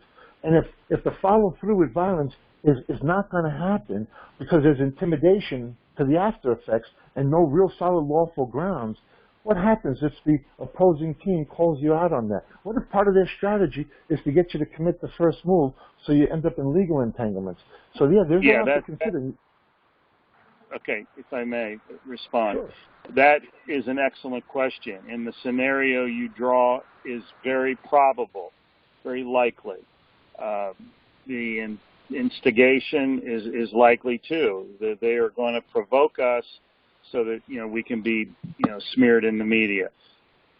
We must do this very carefully, very methodically. And I'm not saying this. Hey, Mike, make sure I'm on your team. That's all I say, because I'm very familiar with the legal issues because I've been in the security industry for 20 years. So make sure you keep me on your team. That's great. Yeah, absolutely. But what I'm saying is, we don't necessarily have to be armed with firearms.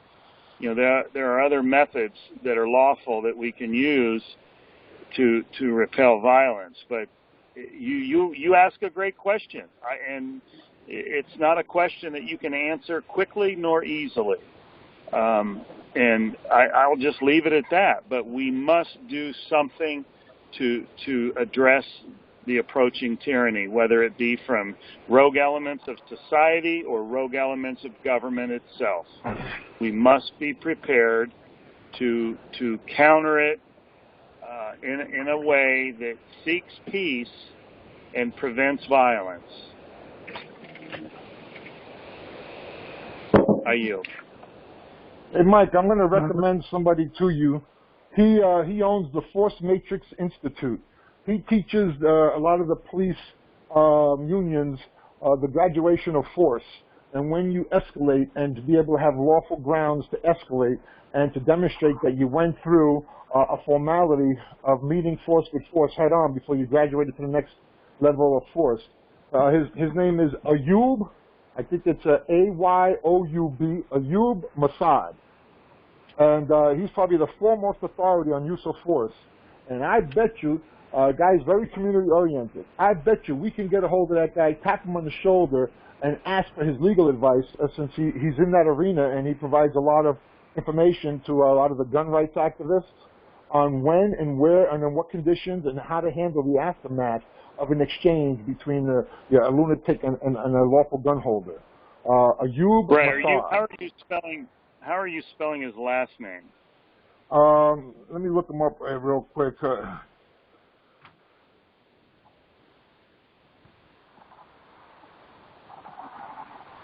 And I bet you we could get a hold of this guy. Here it goes. Oh, there he is. Massad. Okay, that's how I got it. Okay. Yeah, and I bet you we can conference this fellow here, and he will give us he's probably the foremost authority in the entire nation on use of force. I've watched a lot of his videos, studied a lot of his materials. I'm entrenched in the security surveillance industry. And your first name, I'm sorry? Abraham Duran, in Las Vegas, Nevada. Yeah. Awesome. You could call me a security nut. Okay. Is that what you do out in Nevada? Well, I used to be involved in surveillance and security and alarms and stuff like that for 10 years, 15 years. All the big companies I worked for, specialized in camera system design and installation. That's interesting. If I may? I yield. Thank you. Abraham, you referenced, I would like to compare notes with the gentleman that you referenced there. He does sound like a talented man, but I think we've already got all of the answers to how to use force in a lawful manner. I don't think we need to go searching out other gurus to figure out when it's appropriate to use force. Mike's got a very valid point. Should the de facto get involved, you need to have somebody who understands how to navigate the de facto with masterful precision. And this guy is probably the best in the country. Should the de facto get involved and usurp our common law jurisdiction? It's never harmful to have too much of a good thing. Well, perhaps. I'm sure your words are true, but I don't think that should distract us with moving forward with serious empowerment now, like it seems Absolutely. like maybe that. Yeah. All right. Well, I think that was the point on the table, basically, that Michael and I were kind of chewing on before you took us over to the other guru there. Oh, okay. I must have done that thoughtlessly. I didn't think of it. Well, it doesn't hurt to digress a little bit, but. But if I may, Charles, if I may. Sure. Sometimes, specific issues or sometimes specific, information is good to crowdsource it, just for the value of many minds being put together to achieve an answer. I think sometimes it is good to delegate, and find those gurus out there that maybe not have a remedy source, but rather, a piece of the response, a piece of the puzzle, or a pixel of the big picture. And I think maybe that's what this gentleman, Ayubi Masad, might have is, he might just have some information that we could use that might help us, down the road and be very valuable to us. Not that we're trying to get another guru to, provide us the solution, by no means. But I think sometimes we do need to consider, crowdsourcing intel and use other people to help us maybe achieve that. Am I speaking clearly? Am I making any sense? Well, if I may, I yield. You're speaking clearly, but it sounds like you're trying to put together picture puzzle pieces when the picture I'm looking at is already together just fine.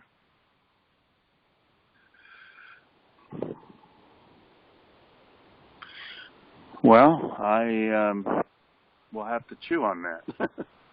That's I hear what you're saying, and I will ponder it. Well, I think the issue on the table between the two of us was the amount of time involved with going with the seriously grassroots empowerment of the common law town constables at the township level.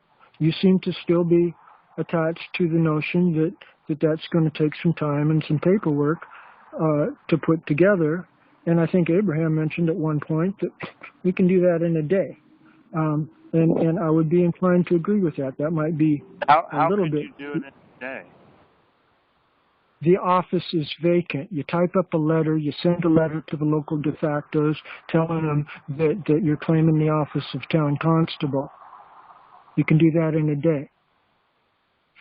Yeah, but just because you can do it in a day, does it make it, there's a group of people that formed a grand jury out in Colorado and did things that grand juries do, and they got charged with simulating a legal process, and they're in jail. Terry Trussell's another example. His case is even a better example because he was actually in the official office and was doing what he was supposed to be doing. And they still found him guilty of, I forget what his charge was, but it was bogus. And he died in jail. So Go ahead, I yield. I think what you're saying, Mike, is that if you're going to move, you might want to speak soft but carry a big stick, and that big stick is having numbers behind you, lots of numbers. Is that right, Charles? It sounds close. You know, statutes recognize the right of citizens' arrest. Yes. Okay, well, in that kind of a light, the law, the written law, is on our side. I think the essence of your complaint is, what about the secret evil cabal that's behind the scenes? What if they come out and accuse us of simulating legal process and railroad us off into jail, never to be seen again? Well, that scenario can only happen if we don't have the numbers of supporters and of enforcement officers. If we've got the numbers of supporters and enforcement officers, like the big crowd that you were talking about bringing in to the county commissioners meetings and stuff, 30 people active in a county, they wouldn't get away with that kind of crap. Mm-hmm. Okay? I can't disagree. Yeah. If you had, maybe 10 town constables and 3 or 4 precinct captains, justice of the peace, judicial officers, and those offices can be filled within 3 or 4 days. Typing up the letters and mailing them should only take a day. I think I've got, basically, the constructive notice of self-governing communities document is basically all the legal argument. All you need to do is type up a cover letter, say, "Hi, I'm Joe Blow. Please read the accompanying document about forming self-governing communities. Therein, please note it clearly says that town constables got the right to claim sovereign jurisdiction over 10% of any precinct that's already mapped out. And I'm claiming that 10% right now. And if you got any objection to that, please notify me that within 10 days, or I will presume that you have consented to this." And at that point, within 10 days, you've got a default consent, and you can go walking into commissioners' meetings with a badge on without risk of being accused of simulating legal process, because you got a default from those jackbooted Nazis. Mm-hmm. And especially if you've got other people behind you backing you up doing it at the same time.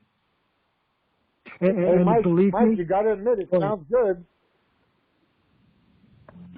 I'm sorry, Abraham, what did you say? I said you got to admit, it sounds good. I've been following along with Charles for a good 5 years now, and it sounds really good to me, and I just can't wait to put this into action. Yeah, I hear you. Well, I tell you what, we had a situation. We had an interesting situation one morning at a county commission meeting, and we had a lot of people in the room that were in agreement with us, and the county president or the chairperson tried to tell us to stop clapping when we liked somebody's speech, and we refused to obey it. And if it had just been 1 or 2 of us that refused, we would have been trespassed or removed. But because it was pretty much the whole crowd, they lost control, and they couldn't commit tyranny over us, and we continued to clap even after they said to not do it. So, that's an example of how we can override their power with, the theater of public opinion and the crowd and the numbers. We can override them, but yeah, their power, Mike, their power is all perceived. The power Charles is talking about is all lawful. They got the perception of the power. That's why they call it de facto. De jure is the real power, and we would actually have claim on that. So that gives us a tremendous amount more standing. I can't wait to see this happen in real time. Would people hurry up so we could try out an experiment or two? Well, we're going to check out the Florida Constitution regarding constable and find out what it says, and we'll find out if our local county has vacant positions. And if we do, I'm assuming we do, we will pursue filling them. That would be worth flying out to Florida for. You pick the confrontation. Me and Charles will organize the facts and make certain it all fits within purview, and we'll try to fly everybody down there, and we'll do an experiment. Well, we certainly have the perfect venue for it, and we have a little micro community here with all the bells and whistles that a big city has. So, we've got a couple radio fill up the meeting room. We could fill up after the experiment, and it goes successful. It's all videotaped. Launch that online, and then we could fill up your meeting room with 1,000 people, and then do the next experiment on a larger scale. And before you know it, after that, we take the country back. If I may? I yield. Me too. I yield. Go ahead, Scotty. All yours. Kick the ball around. With my head or with my feet? I hope your head. You made a couple of good points. It actually sounded really good what Charles was saying, too. I really got to hand it to him. And I want to point out, that was one of the strongest things, what the other gentleman, I think Mike was your name, you had 30 people in the room that they couldn't control you. It was about 30, right?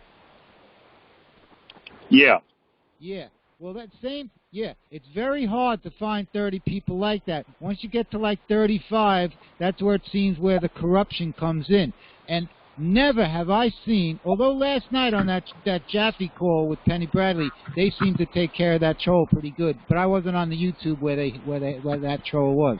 But Carl Lentz's chat was nothing like Charles's chat that was filled with rude people disrupting you. Carl Lentz's people immediately knew not to feed the trolls, to get them out. We would never, that was the strongest thing. As I said, there are a lot of very positive things about Carl Lentz. I still retain my friendship with him today. I do not speak bad of him. The Carl Lentz group, when I was in it, we took no BS from anyone. We self-controlled who was there. Just like you're doing, like Charles, with the word you said before, I can't think of words. You know what I'm talking about. It's very hard to find a group that's that so together that they all know immediately this dude's trouble, that dude, and they get out the disruptors. So what you had there with those 30 people is very hard to come by. Try doing that with 1,000 people. You won't be able to have that kind of control. It might even be difficult with 100. So a lot of smaller groups of 30 or 10 that we actually can weed out the detractors and the paid instigators and the propaganda to actually focus on whatever we're trying to focus on. So yes, it is possible, but it's reliant upon us being so tight-knit that we don't allow infiltrators in, because we're not fools. We're just simply, we've been there, we've done that. So I yield. I just wanted to comment some positive things that hopefully were on point. I yield. Amen. Well said. I agree. If I might.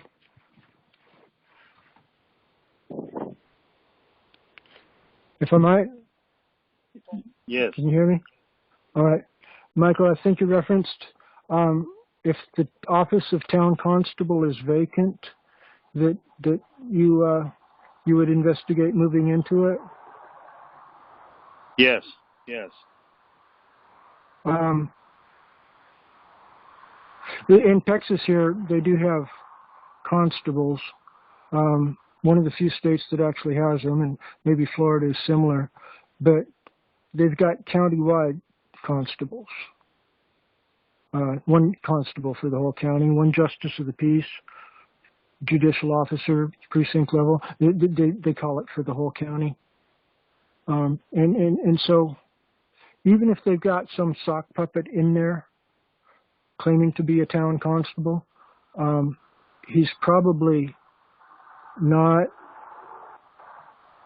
in fact, I'll guarantee he's not leading a responsibly self-governing township community like is his duty. And so he needs to have 10% of one of the precincts that are already mapped out in order for him to be a legitimate town constable. He's probably a county-wide constable or something like what they're doing here in Texas.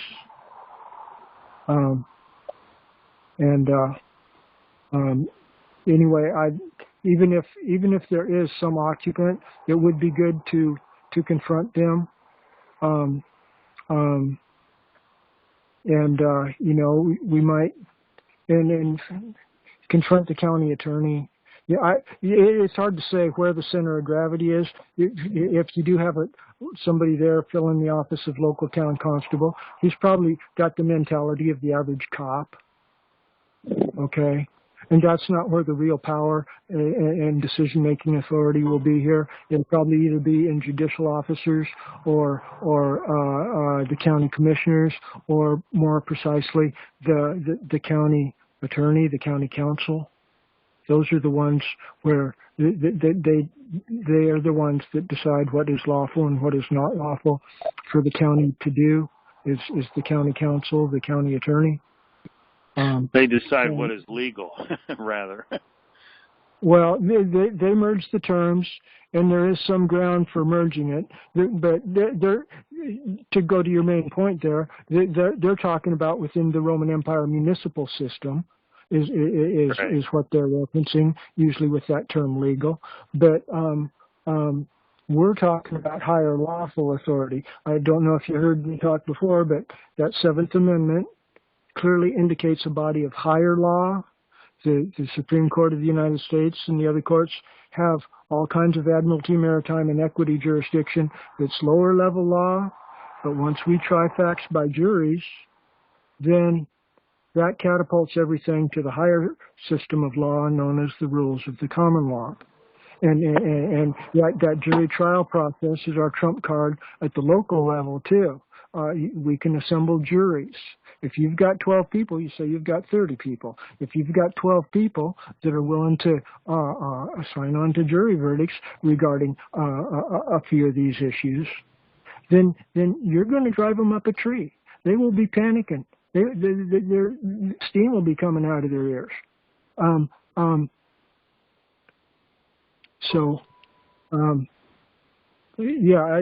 just encourage you to please, yes, investigate whether or not there is an office of constable in your county, and if so, if it's occupied or not occupied under their Roman civil municipal scheme of things. But at the same time, please, as quickly as possible, get that constructive notice of formation of self-governing communities out to everybody in a position of authority in your county, in your local city, so that at that point you've got a foundation for talking about this more serious common law empowerment. Does that make sense? Michael? Anybody? Is anybody here? Yeah, it makes absolute sense to me. Abraham. Okay. Thank you, Abraham, for saying. Go ahead. Yeah, sorry, Charles. I had to step away for a moment. But from what I heard, I agree, yes. So, Mike, we're getting very close to an experiment down there. Yeah, come Monday. You know what's interesting? Hey, Mike, you know what's interesting is that let's say in a month or two from now we conduct a little pilot, an experiment, right? And it goes well. It's all videotaped and it's fed up to the internet, and you announce that shit everywhere. All of a sudden, all the other groups are going to realize, hey, there's one little new group to the scene that got some real traction. In the little time that they've been up and running, they were able to pull off an experiment in Florida, and it looks like they're going all the way. Boom! Now you got hundreds of thousands of people all over the country informed. Well, what has been the case in your local areas, gentlemen, that have been involved with Charles? Me and Charles have been moving around a lot. I've moved around too many times in the last, 2 years or 3 years to get any traction or gravity on anything. Charles moved around a bit too. Well, this is And right, I've been doing some activism here locally. I got involved with a CPS case where CPS stole some kids, and I had the groundwork laid for taking the whole county back. But then the people I was working with decided to work with the de factos, and I lost the wind out of my sails, and so it didn't go any further. I can't do this by myself. None of us can. But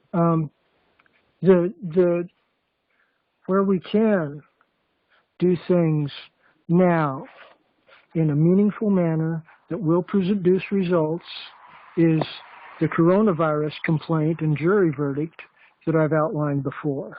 Michael, we need somebody to at least temporarily step into the superstate position of Georgia and Florida, southeast superstate there, and to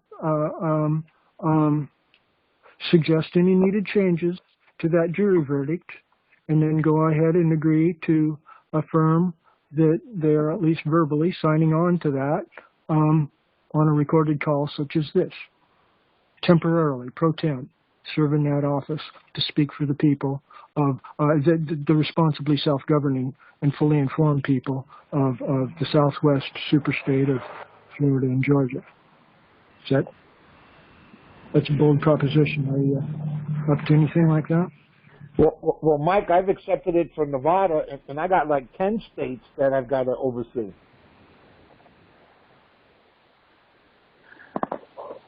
You have 10 states. What? I missed your last word. Charles, sort of like the Federal Reserve.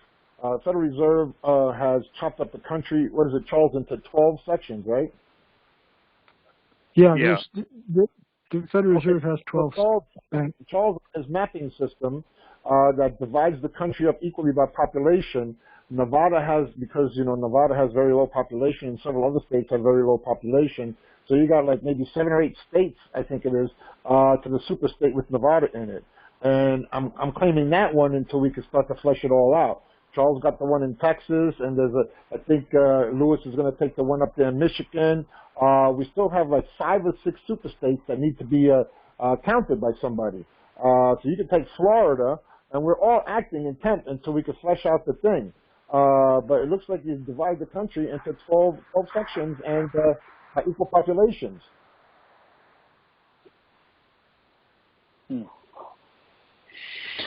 Well, gentlemen, I'm going to have to leave the call right now. I've got a lot to chew on and think about, and I'm definitely interested. So I'll report back next week what I find out, and appreciate the call today. Hey, one other thing before I leave, I wanted to just put this out there. The Thursday night National Assembly call was shut down after Roger left. Why was that? Well, it's never happened before, and that call has gone on till 3 and 4 in the morning at times. And more happens in that call after the call than during the call. Would you say that was formal censorship? Oh, absolutely. That's exactly what it was. Tyranny. Yeah. There's nothing like stinting free communication with some good old-fashioned tyranny, because that's what I was on that call. That's what it felt like to me. They just shut it down, and nobody had a chance to talk to each other. And that's Stasi. That's right out of the Stasi handbook. That's right. And we need to spread this message. It needs to be known far and wide what happened, and it's unacceptable. Hear, hear. Yeah. Well, that's all I wanted to say. I wanted to end it with that. As far as my participation, I appreciate everybody today on the call. It was an excellent call, and I'm glad. Hey, Mike, we'd love to have you, and I'll be on the next plane out there as soon as we're ready. Okay, sounds great, man. You all have a good night, okay? All right, see you. Thank you, Bye-bye. Michael. Bye, Charles. Bye. You bet, Charles. Bye-bye. You see, Charles, Mike saw it the same way. That was fascism all the way, shutting down that call like that. Yeah. Mike's got some good instincts. I'm glad he's harmonious with us on those points. Hey, Rich, in California, are you still with us? You awake?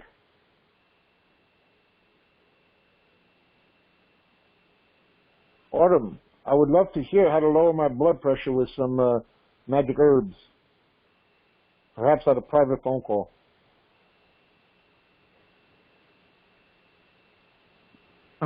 Nikki's been on the call the whole time, but I haven't heard her perk up. Like turn the fire up a little bit. Maybe she'll start perking. Well. I'm kind of thinking maybe if nobody's chomping at the bit for the microphone here, maybe we should just wind it up and make this a shorter call here tonight, Abraham. All right. Do you know how to stop the recording here? I have to look at it. 1 second. Okay, yeah, I'm stopping the recording.